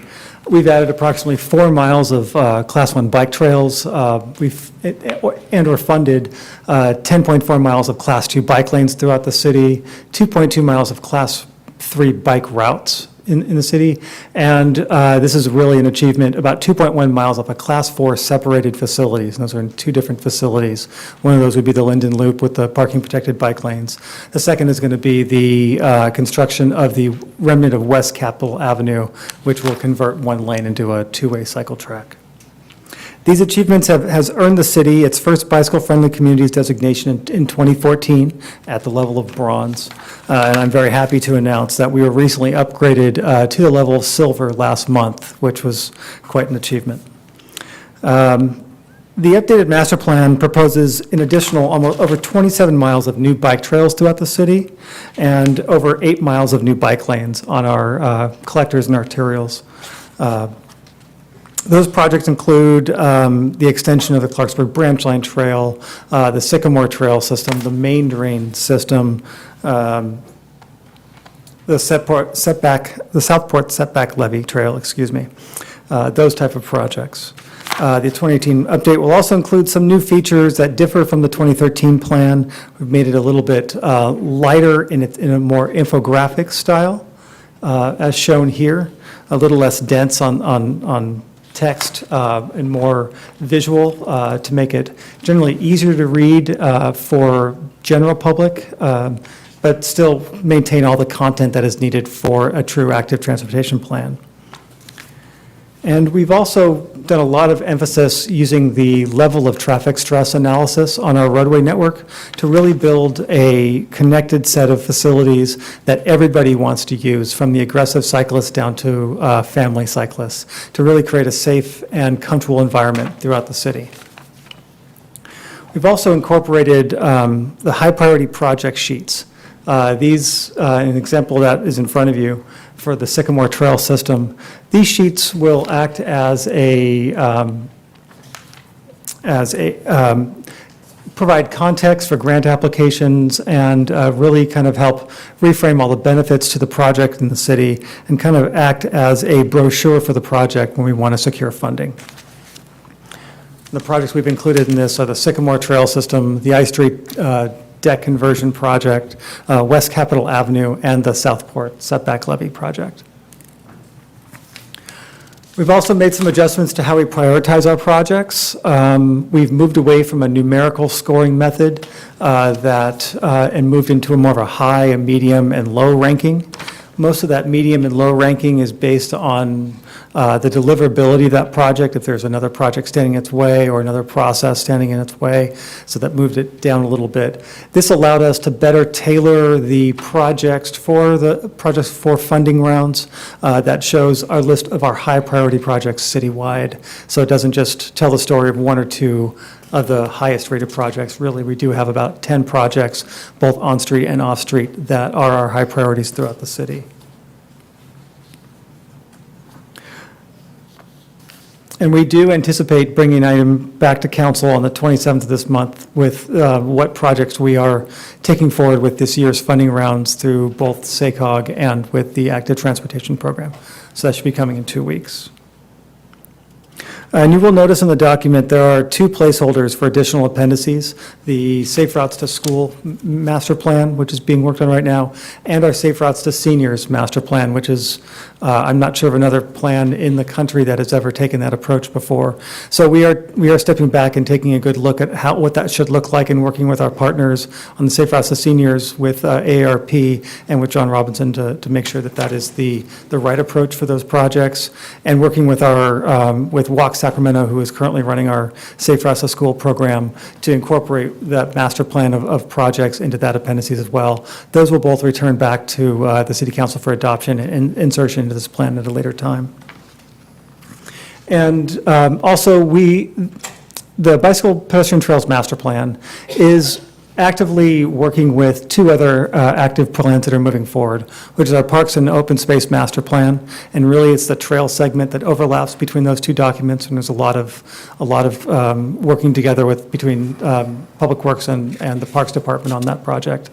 And also our recently funded and about to kick off Mobility Action Plan, which will really take a look at future mobility throughout the city when we are whether it comes to transit, mobility hubs, bike share, and whatever new mobility devices are coming out in the marketplace. And that is including autonomous vehicle readiness for the city will be looked at through the Mobility Action Plan. And that concludes my presentation. I'm available for any questions. I also have Tom Chapman from HDR, our consultant on the project, who is here and available as well. Thank you, Chris. Any questions of Chris? Councilmember Johansson? Yeah, Chris, just on the issue of the Mobility Action Plan, and looking on the chart on page 41, which shows the existing proposed bicycle networks, and looking at the Class 1 bike paths, which are presumably low stress, Yes. designated lanes, I don't see any consideration here for potential use of NEVs. So the neighborhood electric vehicle issue, we asked when we went out to the public if that was something they would use. We got very little response back on the NEV component, as we had that inserted into the 2013 plan. We took the approach where I think two things have happened. One, I think just general EVs have been in the marketplace and are way more robust than they used to be. And second, that an NEV really is more of a mobility element than it would fit into an active transportation plan. So the idea would be to look at that through the analysis of the Mobility Action Plan to see what are the opportunities for that kind of element in that document, which I think it's kind of better suited for NEVs in there. Yeah, that'd be great. I know with the more charging stations, I'm not sure of the compatibility with charging with autos in NEVs, but, I think once folks know that NEVs are perfectly allowable on Class 1 bike trails, or they can be, they're compatible, you may see some different uses of that. They're also allowed on every roadway with a 35 mile an hour under speed limit. So it's pretty easy to develop a route map for what would be an NEV-friendly road. All right, thank you. Councilman Cindy, any questions? Okay, we have a couple of requests to speak. Thank you, Chris. We'll probably come back for some comments. Thank you. For the workshop. First up, Pat Flint.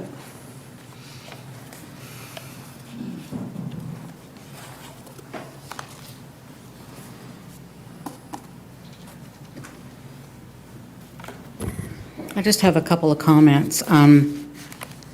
The Sycamore Trail is dependent on the school districts giving you permission to cross the land. But yet, on this document, even though it shows a dotted line, it shows a straight shot across the school district property. And I think that's unacceptable. The other thing is the levee setback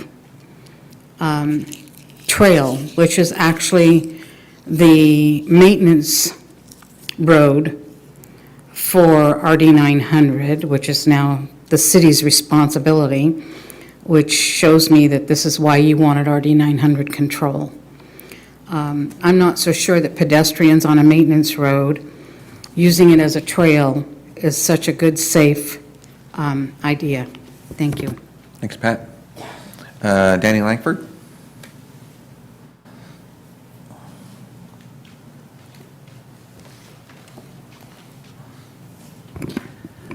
I realize biking's a big thing to a lot of people in this community, but there's a lot of other people that it's not a big thing to. So I think that it's incumbent upon us to be careful that we're not making the roads so narrow that they become dangerous to the people driving cars. I look at some of this, and I do have concerns, like Ms. Flint, about the Sycamore Trail. That's a huge safety concern at the current Westmore Oaks property. I don't understand why it's not shown on here as a different option, because I know that at the park, I'm sorry, get all my meetings confused, the Parks and Recs Commission, even Mr. Hargrove had mentioned, why aren't we looking at that trail to be at the back of that property along the industrial side? And I too am concerned, being the Northwest Interceptor line is what that trail is supposed to be going on. I have concerns on that too.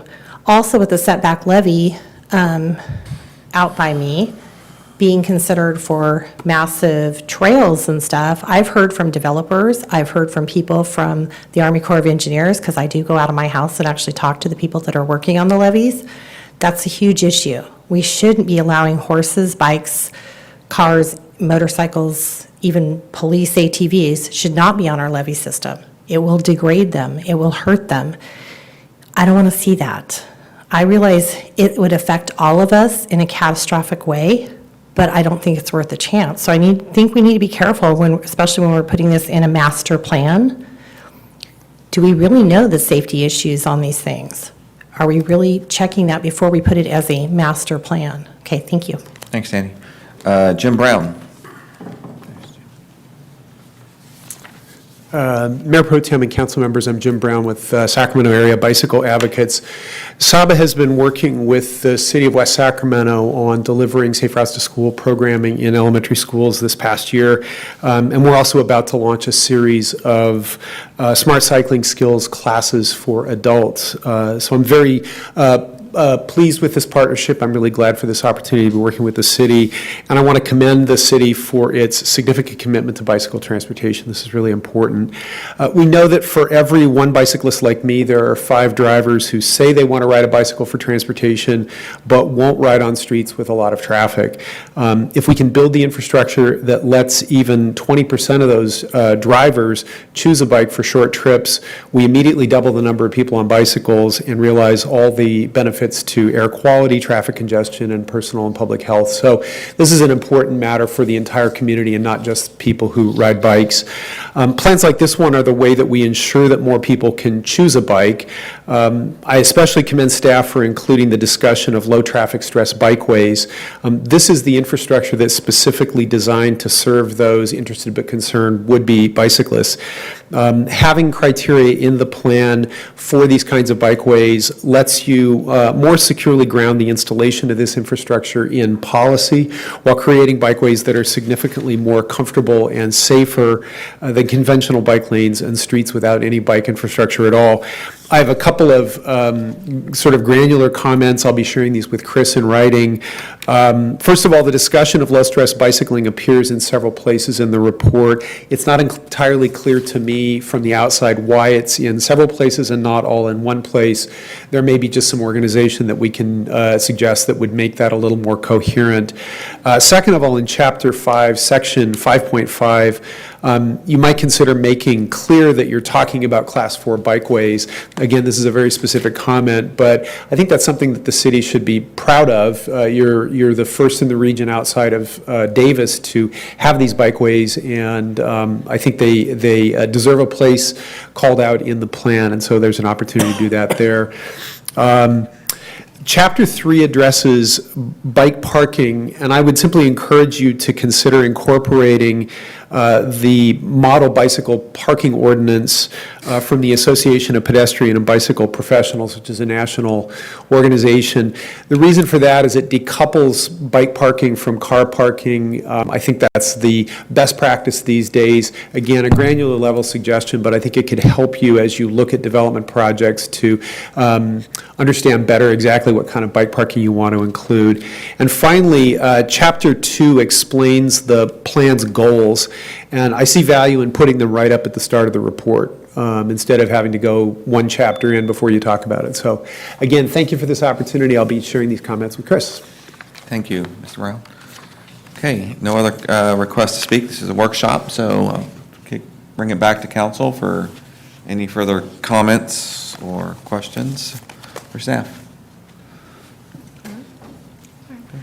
I just had a comment. I'll be the first person to admit that I have changed my position over the last few years.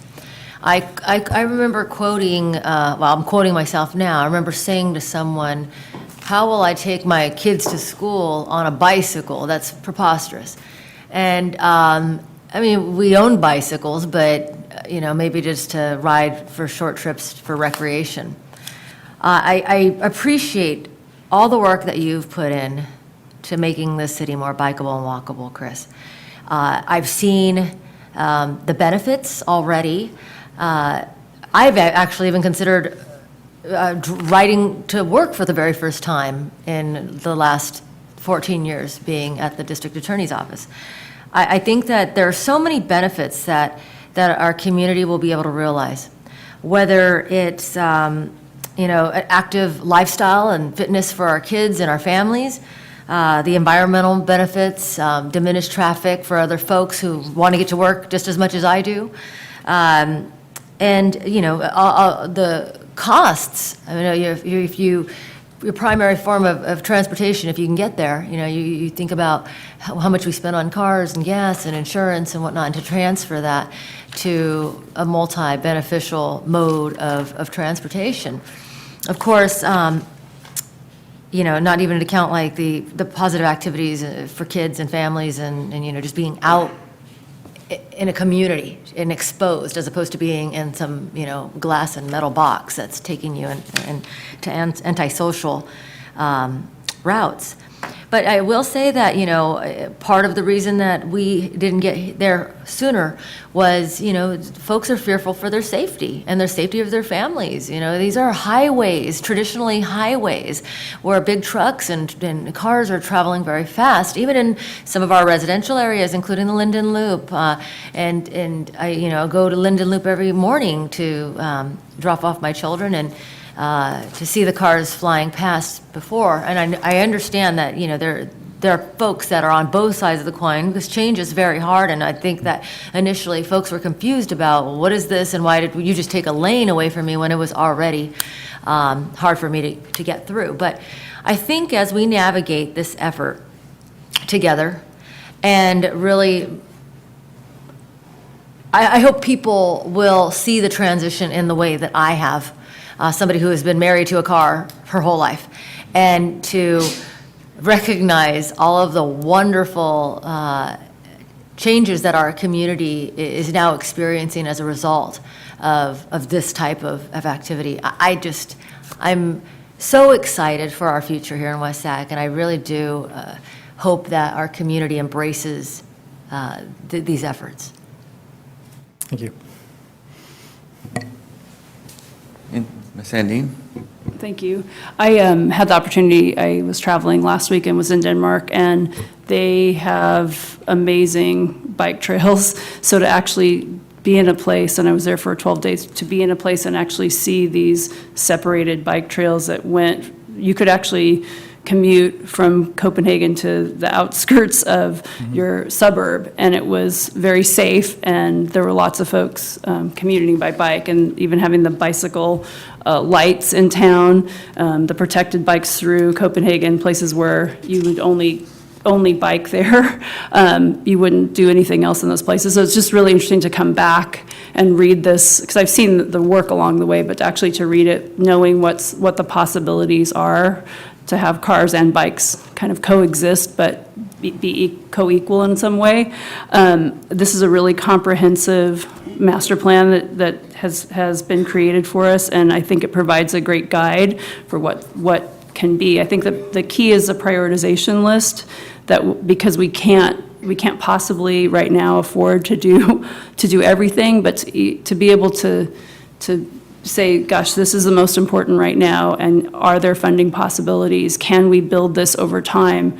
I think time will tell. I think as we're going through revisiting, this is a revisit kind of to the plan. I think we'll have other opportunities, as Councilmember Johannesson asked the question about electrified or electric assist bicycles. I think we'll be seeing other ways to have transportation kind of exist in the future. And so I think we'll come back to this, but for now, for what I think providing safe, especially safe passage, Mr. Brown spoke to folks that aren't getting on their bikes because they don't feel safe. And I can say the very far part of Southport, riding on Jefferson on your bike I've done it, but it's pretty frightening. And to actually make more of our routes safer, I think is really important. So I think this addresses that. I don't have any critique to add, except that the prioritization piece is just so critical in actually activating this. Can I also add? Yeah, go ahead. I appreciate your comments, Councilmember Sandine. One of the things that I thought of recently was, I work with Yolo County Children's Alliance, and We do lots of programming in the community, including on, once a year, a large bike giveaway for many of the young children in the community.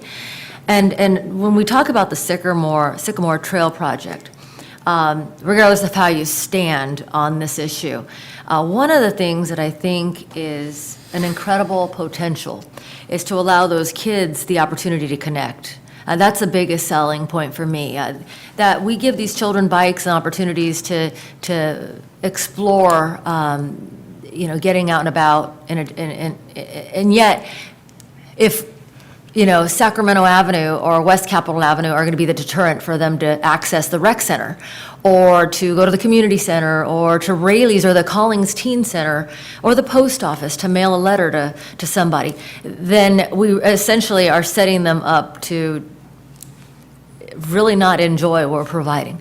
And so while I understand that, some folks have voiced their concerns, I really do think this is probably one of the most positive steps for connecting our city and ensuring that, the grandmothers and the children and the folks who really need to access entire parts of the city can do so safely and easily. So I look forward to seeing it come to fruition. I do have a few comments, Chris.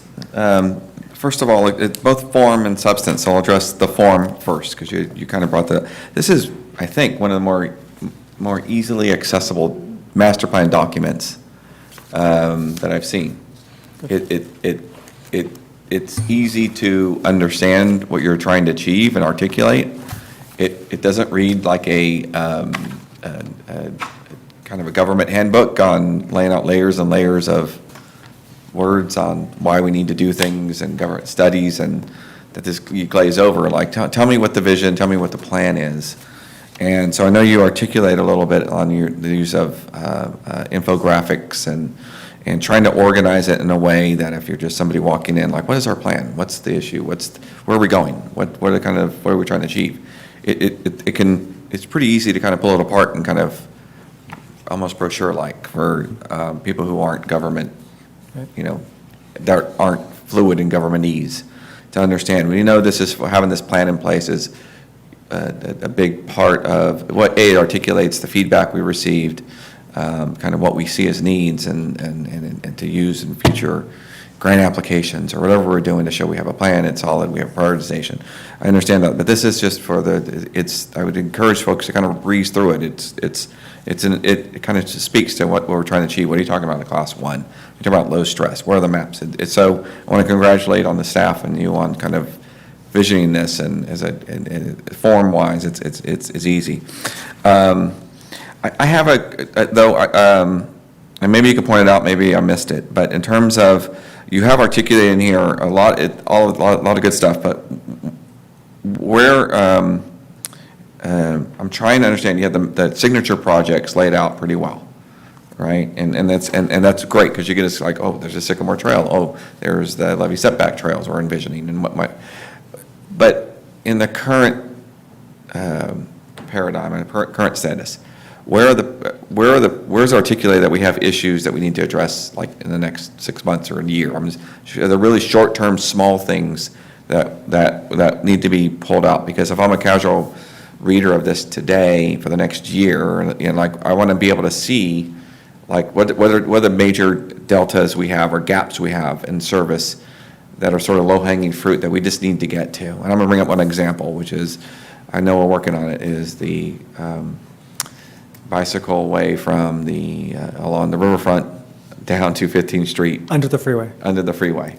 The number one complaint I get. It is the number one complaint. I've talked to so many people who have chosen to ride their bike to the riverfront, either to just enjoy the riverfront, to go see Subtile, the new artwork, to go get ice cream at Devil May Care, or Burgers and Brew, or just go across the river or bike.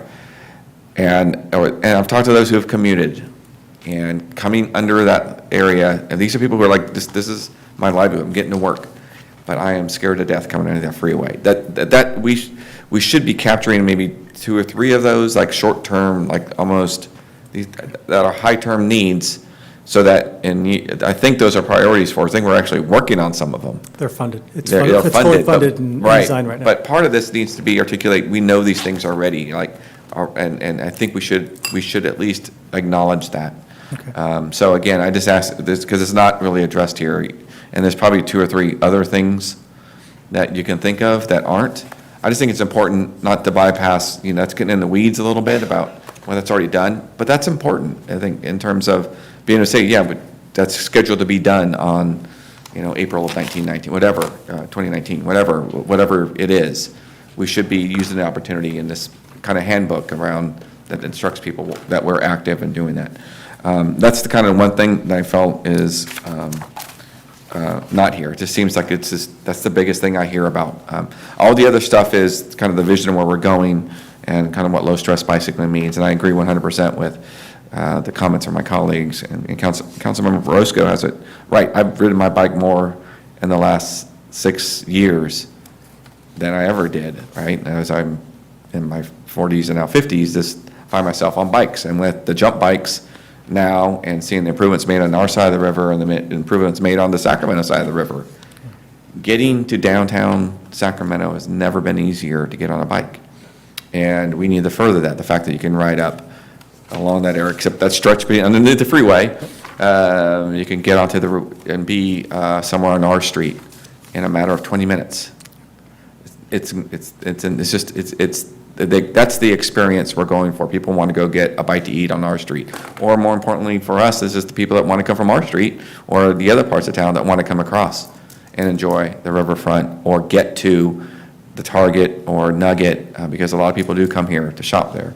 It's just really important to kind of like, that we understand that is what exactly what we're going for. So anyway, I just want to applaud you on this, and hopefully you got some good feedback tonight. Yeah, I just want to make sure it's clear. Great. Thank you. Any other comments, questions? Nope. Thanks, Chris. Good work. Great, thank you. So this is a workshop, and I don't think we have anything else on it. I'll come back when it comes back. Thanks, Chris. On to item 17, which is the first reading of ordinance 1812 and a workshop regarding a new local general purpose transactions and use tax. And Amanda has this. Good evening, Mayor Pro Tem Ledesma and council members. At a May 9th workshop on the budget, council directed staff to explore options for new revenue to respond to severe fiscal pressures facing the city. Among these are rising PERS pension costs, rising costs of providing municipal services, and insufficient growth in general fund revenues to fund increases in personnel costs, particularly for public safety and more notably for police. As a result, the police department has struggled in recruiting highly qualified officers, as other jurisdictions are able to offer more attractive compensation and benefits. After considering available options for increasing revenues, staff is recommending the council consider an additional quarter-cent general purpose transactions and use tax. The tax, if approved by the voters, would generate about $3.4 million in revenue to the city annually, starting April 1st of 2019. Based on the acute need to resolve the budget issue related to police recruitment and to address other fiscal challenges, staff has provided draft language for the ballot measure as a starting point for council's consideration.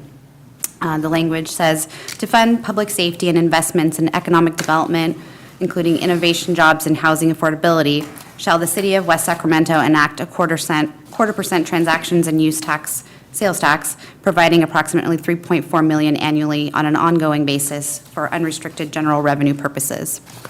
Notably by law, these measures are for general revenue purposes, so the items described in the measure are not necessarily an exclusive list of how the funds may be expended by the city. The draft ballot language was crafted to combine the requisite transactions and use measure text language concerning, the requisite measure text language with language concerning the potential uses of the proceeds. If council determines to move forward with the measure, staff requests feedback and direction on the proposed text for the ballot measure. The city currently has transactions and use taxes totaling 0.75%, including Measure K, approved in 2002, Measure V, approved in 2008, and Measure E, approved in 2016. and we have a combined sales tax of 8% currently. The proposed sales tax would increase West Sacramento's combined sales tax rate to 8.25%, which is the same as the current combined sales tax rates for the cities of Davis, Rancho Cordova, and Sacramento. Sacramento is also proposing a measure to extend an existing half-cent sales tax and to add an additional half-cent sales tax, which would raise its combined sales tax rate to 8.75. Roseville is also proposing an additional half-cent tax. If council determines that the measure should move forward, the proposed ordinance 18-1 begins the process for placing a new transactions and use tax on the ballot and meets the legal requirements of state law for the tax to be administered by the California Department of Tax and Fee Administration, formerly the State Board of Equalization. If first reading of the ordinance is completed, staff will return to council on June 27th for second reading and approval. The ordinance must be approved by 2/3 of the full city council, or at least 4 members. Also, on June 27th, staff will prepare a resolution for council consideration that would formally approve the ballot measure language and call the election, in addition to authorizing the mayor to prepare a written argument in support of the measure and directing the city attorney to prepare an impartial analysis of the measure. The resolution will also request the Yolo County Board of Supervisors consolidate the transactions and use tax election with the statewide election. Next one. So recommendations tonight are to approve the first reading of the ordinance and to provide staff feedback on the ballot language, which is the last slide. And happy to answer any questions. Thanks, Amanda. So I'll start with any questions of council at this moment. I think there's a lot to go through, but I know we have some public comment, so we'll come back in just a couple of minutes. So I'll ask for public comment now. So Pat Flint.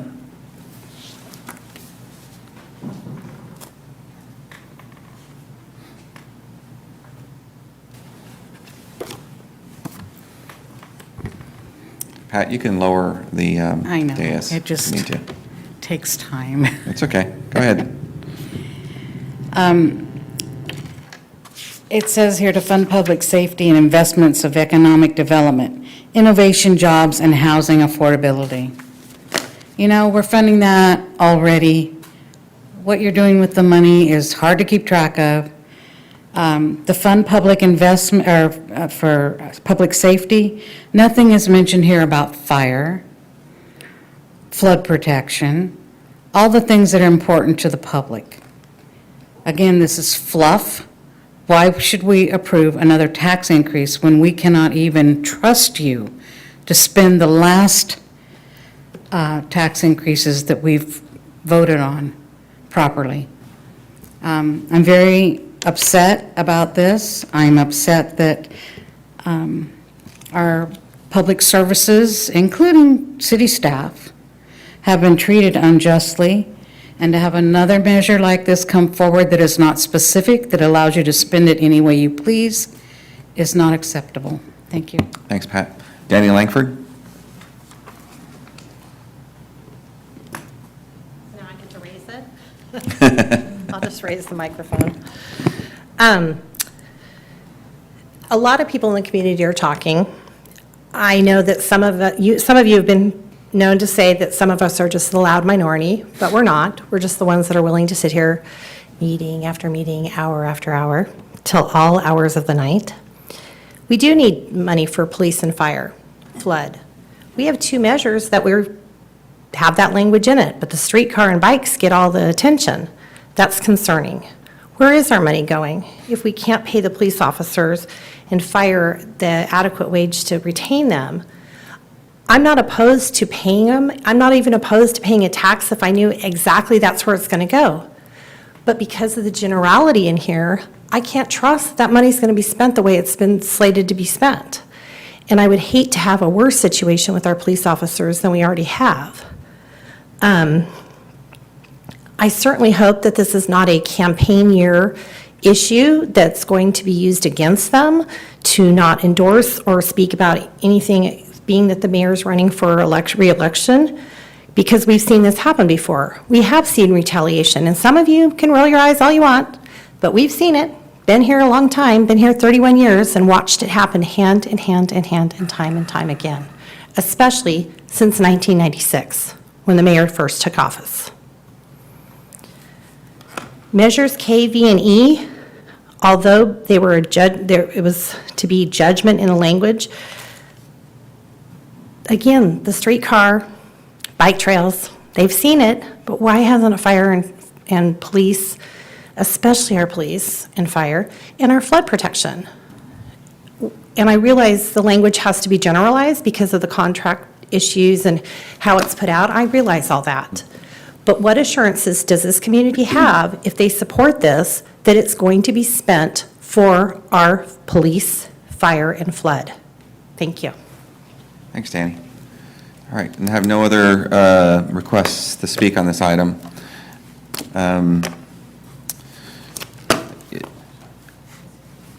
I'll begin just in general around, a little bit around kind of what got us here, and I think you referenced it, Amanda, a little earlier, around the state of the general fund, which 70% of it or thereabouts is dedicated to the salaries and benefits and retirement payment to our mainly public safety and some other city staff to a lesser degree, I think, but to public safety.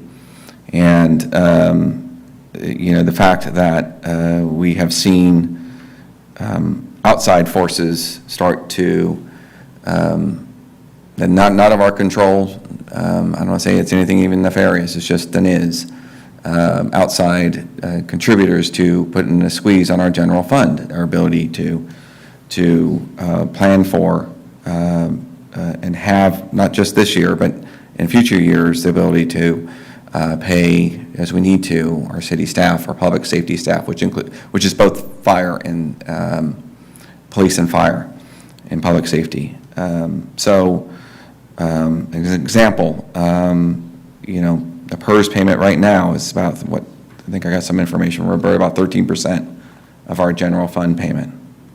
And if you haven't paid attention to every other city in California right now is being hit with payments from CalPERS to fund liabilities for pension, they're all seeing that increase. We had this discussion at our budget meetings in May. It is devastating to our budget. It has given us really no wiggle room. Those are payments we have to make. That 13% is expected to go to 25% in 5 years. This is not going to go away. We have very little levers in generating revenue to increase the ability to do these things. All the other things we are funded are either grant funded or funds that we can't use for general purposes of salaries and these types of payments. And so we're left with, and I should say, things such as we talked about at the budget hearing, the HD supply, impacts of that took about $600,000 out of sales tax revenue that we were getting. That is no longer here because of a change in in sales tax revenue that we had to absorb. So it's been, and I kind of go, since I started this business in 2010, we were hit the post-recessionary kind of environment, and everybody, the city, was able to kind of get through that time period of really declining property tax revenue and sales tax revenue.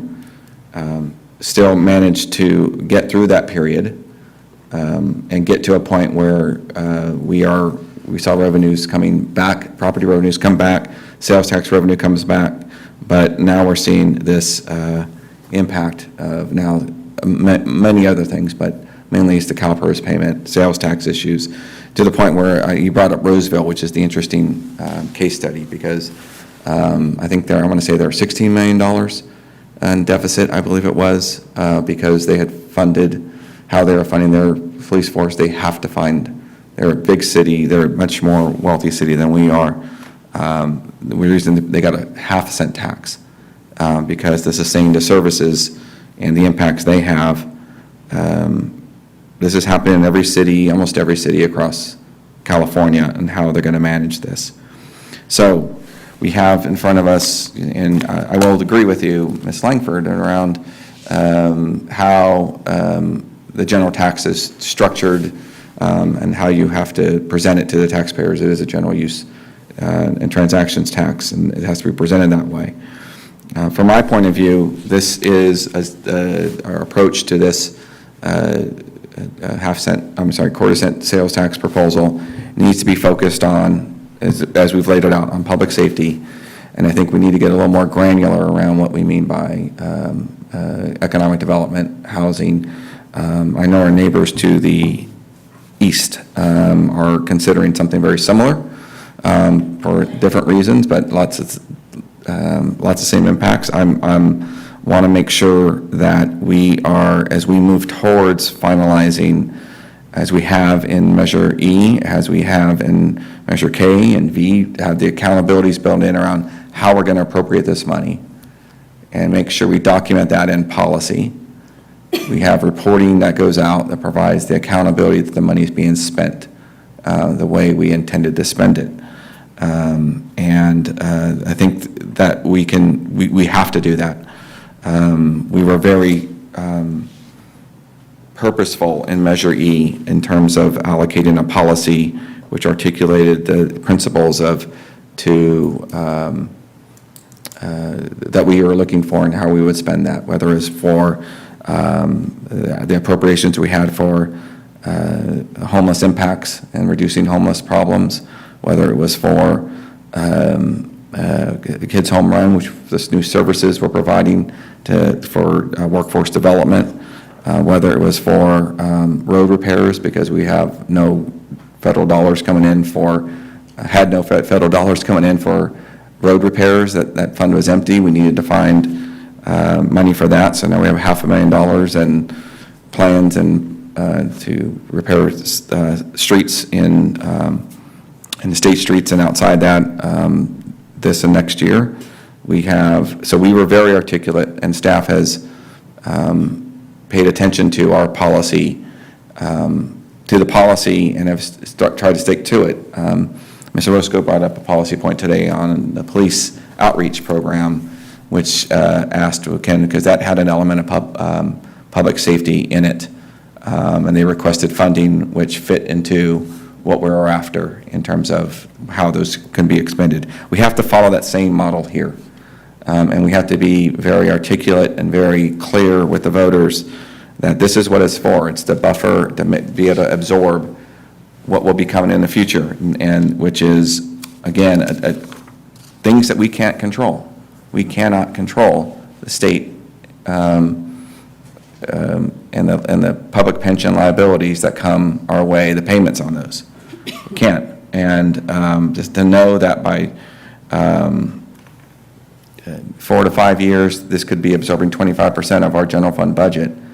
It's just, you don't get that in any other business, any other, anywhere. It's a big liability to have hanging over you and growing with no solution being offered by the state, by anybody else. It's just something we need to learn to live with. So, and we need to make sure that we have room for growth for our public safety. Unfortunately, I'm glad we had an agreement earlier with our police officers, and it's important we did that. But this is the work we need to do to ensure we have that ability going forward. And as well, I want to point out that in addition to public safety, our city staff, who works hard every day to make sure the water's clean, one of the best in the region, make sure our staff that keeps the parks programs in working order, and they're all busy now because it's the summer months and kids are going to summer camps at the Parks Department, that we have the ability to help them grow that too. It's in my mind, that's what this is about. It's really stabilizing for the time we have. I think that time is finite. I don't know what, that's the scary part about this whole thing. From a 5 to 10 year perspective, it could be 25 to 50% of our budget we need to be paying for these, especially as demography is destiny. We have a lot of folks who are going to be retiring soon, and they're going to be on the retirement payroll, and we have to pay what we promised and pay out to CalPERS, and that's the rules that we have. So again, I look at this as an opportunity for us to share our values, that we value our public safety folks. It's an opportunity to, again, have a little room for the rest of our city staff to have room to grow. I do want to get a little more granular around what we mean by economic development. I think it is important that we're clear on the types of things we might be thinking of and kind of hold ourselves accountable to that. I know our neighbors have brought something up that has always been a very difficult thing for us to address in our community, and that's just in neighborhood investment and neighborhood equality. That neighborhoods that are in greenfields that are new get the benefit of impact fees, whether it's for impact fees for stormwater, whether it's impact fees for parks.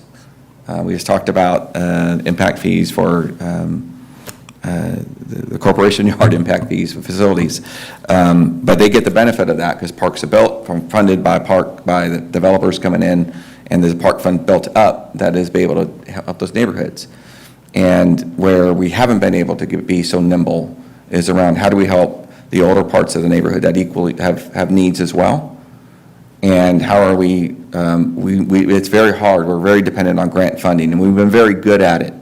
But I think we really got to think about how we can allocate some of this money towards that neighborhood as an equitable issue, is to make sure Bright, Broderick, Old West Sac, and the state streets have dollars to help them on neighborhood projects in the same way that newer neighborhoods might have.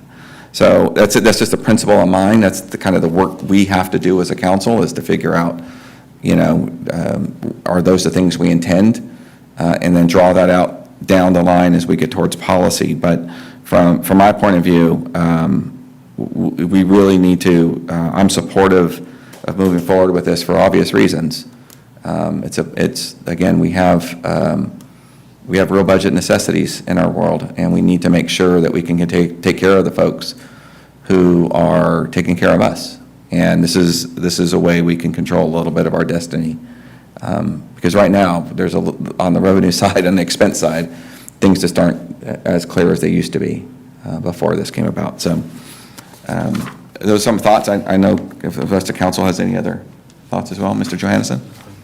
Yeah, just maybe to augment that a little bit, looking back at Measure J and K and U and V and E, those measures were fairly specific on what the use is going to be. For example, J and K was public safety, road maintenance, parks and rec. There's a water rate reduction. And so what that did is it provided a way for us to measure how we're using it. And that's been very successful over the years. When we have a Measure J and K report, you can see exactly where the money is being spent. And I think that kind of transparency is really why we were so successful in Measure E, for example.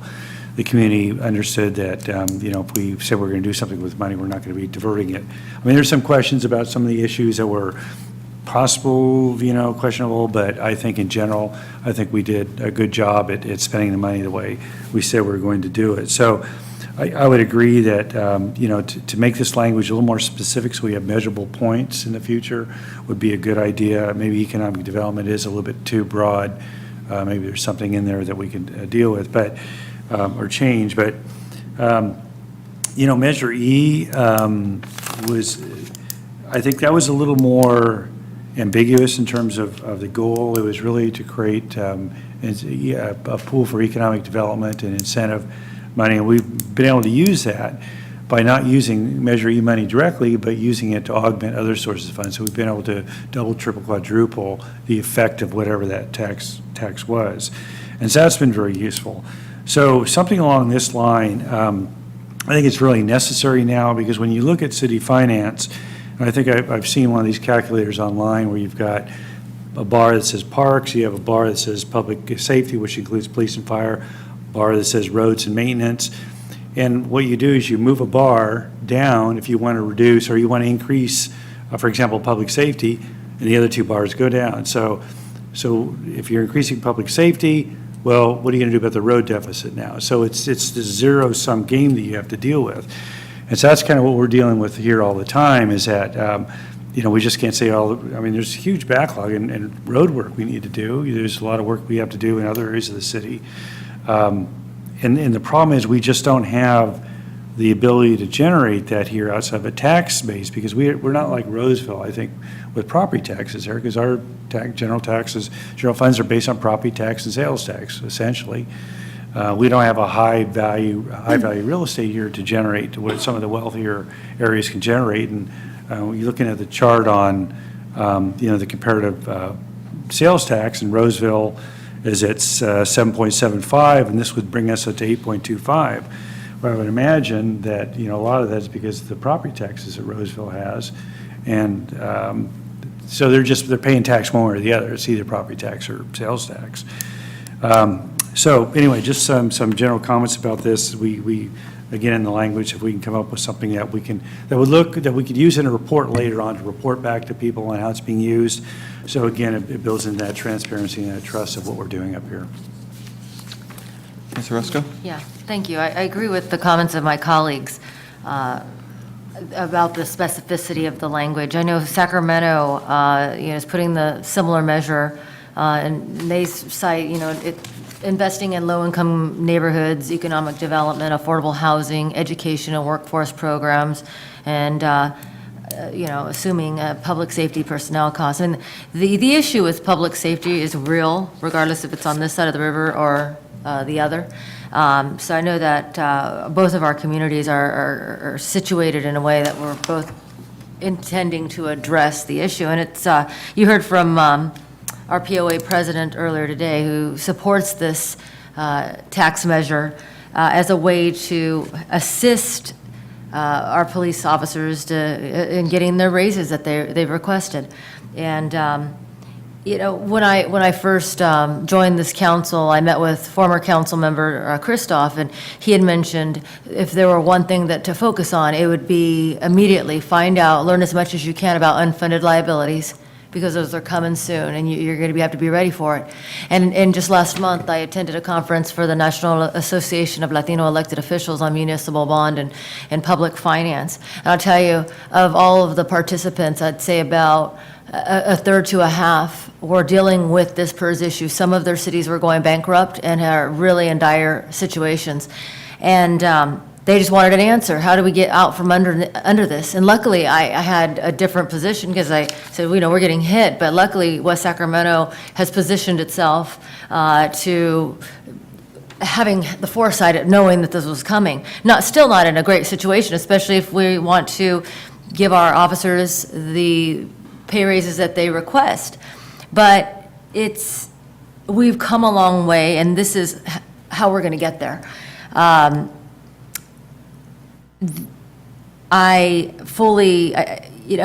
think everybody has a knee-jerk reaction to taxes. At the same time, if there's going to be a reason to raise taxes by a quarter cent, and I also agree with Councilmember Johannesson when he says, what about our tax base here? We are an industrial city that has come a long way in the last 35 years. But I think that this is as good a reason as can possibly be, and the economic development, it has to accompany the public safety. And I do appreciate how Sacramento has laid it out specifically, but initially I thought, well, wait a sec, shouldn't this be all public safety? But I do appreciate how it we need to do a lot of other things as well. And so in order for us to, for all the boats to rise, we should really consider this measure and support it. Ms. Sandine? Thank you, Mayor Pro Tem. I think you brought up, to me, the most critical issues we need to focus on for us moving forward is the policy guidance and the accountability measures. So I'm glad that you brought that up, and also Councilmember Johannesson.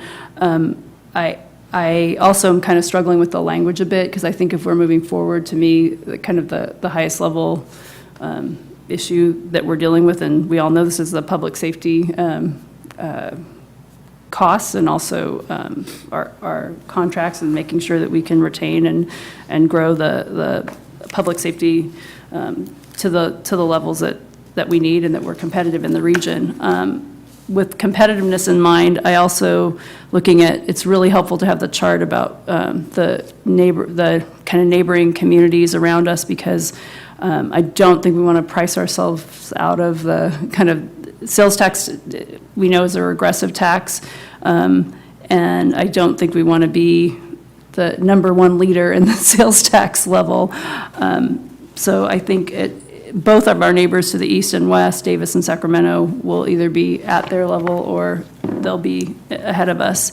The other thing for me with regard to sales tax for us is, and I would love a little more information if we can get it, is the sales tax revenues come from people shopping here that aren't necessarily West Sacramentans. So this tax is also, the revenues are coming from folks that are shopping in West Sacramento. So the extent, like a property tax, when those are higher, that's the residents.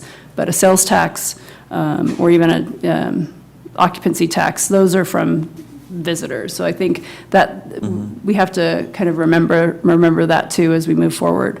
I think we need this. I think the language, though, and I appreciate the draft that we can react to fund public safety, and something like a little clearer to me, and investments in economic development, jobs and housing affordability, or something, or the neighborhood piece that you recommended, Mayor Pro Tem.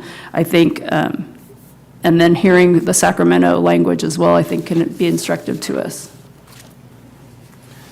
Thank you. I think in the staff report, it does articulate that a large portion of our sales tax is generated from people shopping, and also mainly it's business-to-business sales tax. I want to say it's like 75% is derived from kind of, is that right? 50, do you have the number, what that is? Aaron would know the number better than Yeah, I. so it is in the report. I think, in general, I think the more important stat is that of the market segments that make up sales tax, there's no one category that is over 30%. Yeah. So we have a very diverse sales tax base. But I think the number you were looking at, was, I think 50% is from business to business, and Right. other sources that are more regional in nature. Right. And I think the other part I was looking at is general, on a statewide basis, nearly 50% of the sales tax is generated from a combination of general retail and food products. But in West Sac, that's just over 25%. So how we pay that, we don't pay out, we don't contribute a lot locally, as we all will pay it. We'll all, every time we go to a restaurant or buy food or other items, yeah, we'll feel it, but we're not the vast generators of it. And I think that's the point it's making, it's coming from other sources. People shopping coming from without, or business-to-business transactions as well. So I will recommend, your point around, I think we do need to refine the language. I will recommend to the council and ask to consider that we could draft a ad hoc committee that I will, I guess since I bring it up, I will have to do it. So I know the mayor will need to play a part too, but in terms of working on this language before the next regular meeting when this is brought back, I think it gives an opportunity, if there are suggestions, and ask you to send that to staff, so we don't have, you should be communicating. Who would be the lead, Amanda, on this?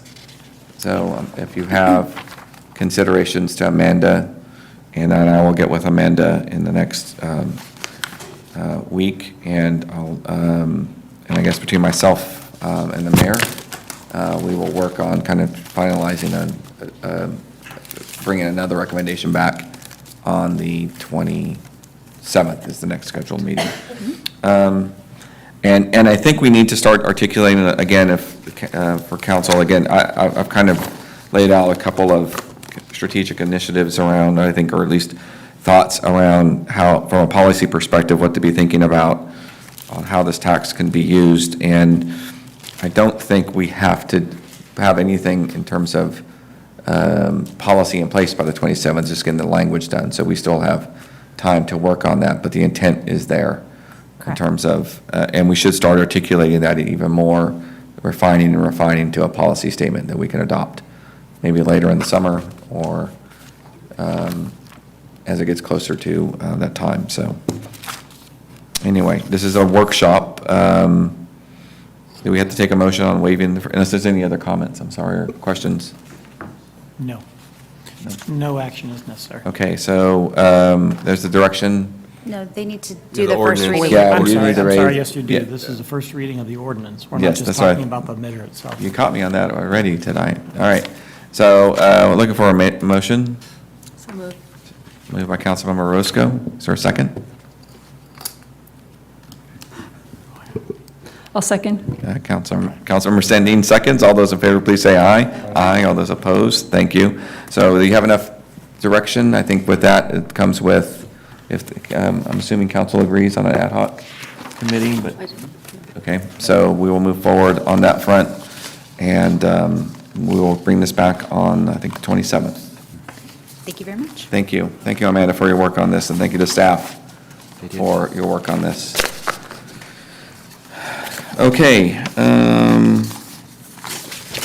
my agenda. Moving on, that ends all the agenda items. Moving on to council calendar. I'm still over here. Okay, Good evening again. Here's a few items that are coming up that might be of interest to you all. On Monday, June 18th, we're starting our Summer Steps internship program, and that will run through August 10th. We'll have 17 interns doing, working 5 days a week, 40 hours a week, and just like we've done in prior summers. On June 28th is our going away lunch for our city manager. That starts at 11. It says it starts at 11:30, and then on June 29th is the Police Department's Youth Academy graduation at noon, and then on June 30th, as Chief mentioned earlier, is the first summer night lights. Thank you. Moving on, city manager report. Just briefly, we've been watching the state budget, and it appears the legislature is going to send a budget to the governor a day early, so it's due Friday. It appears that our lobbyist says they think they'll have it done tomorrow. Two big items for us is the $100 million for the Heritage Museum, still intact, and there's also $170 million set aside for flood funding that we are supportive of and would compete for. So we're watching that, and that should be done tomorrow afternoon, later tonight, or later tomorrow night. Terrific, yeah. Okay, thank you. City attorney report? Nothing to report. Staff direction from council members? Hearing none. Agenda item requests, I've had no requests, so moving on, looking for a motion. I move to adjourn. Motion to adjourn. Councilmember Roscoe seconds. All those in favor, please say aye. Aye. All those opposed, meeting adjourned. Thank you all.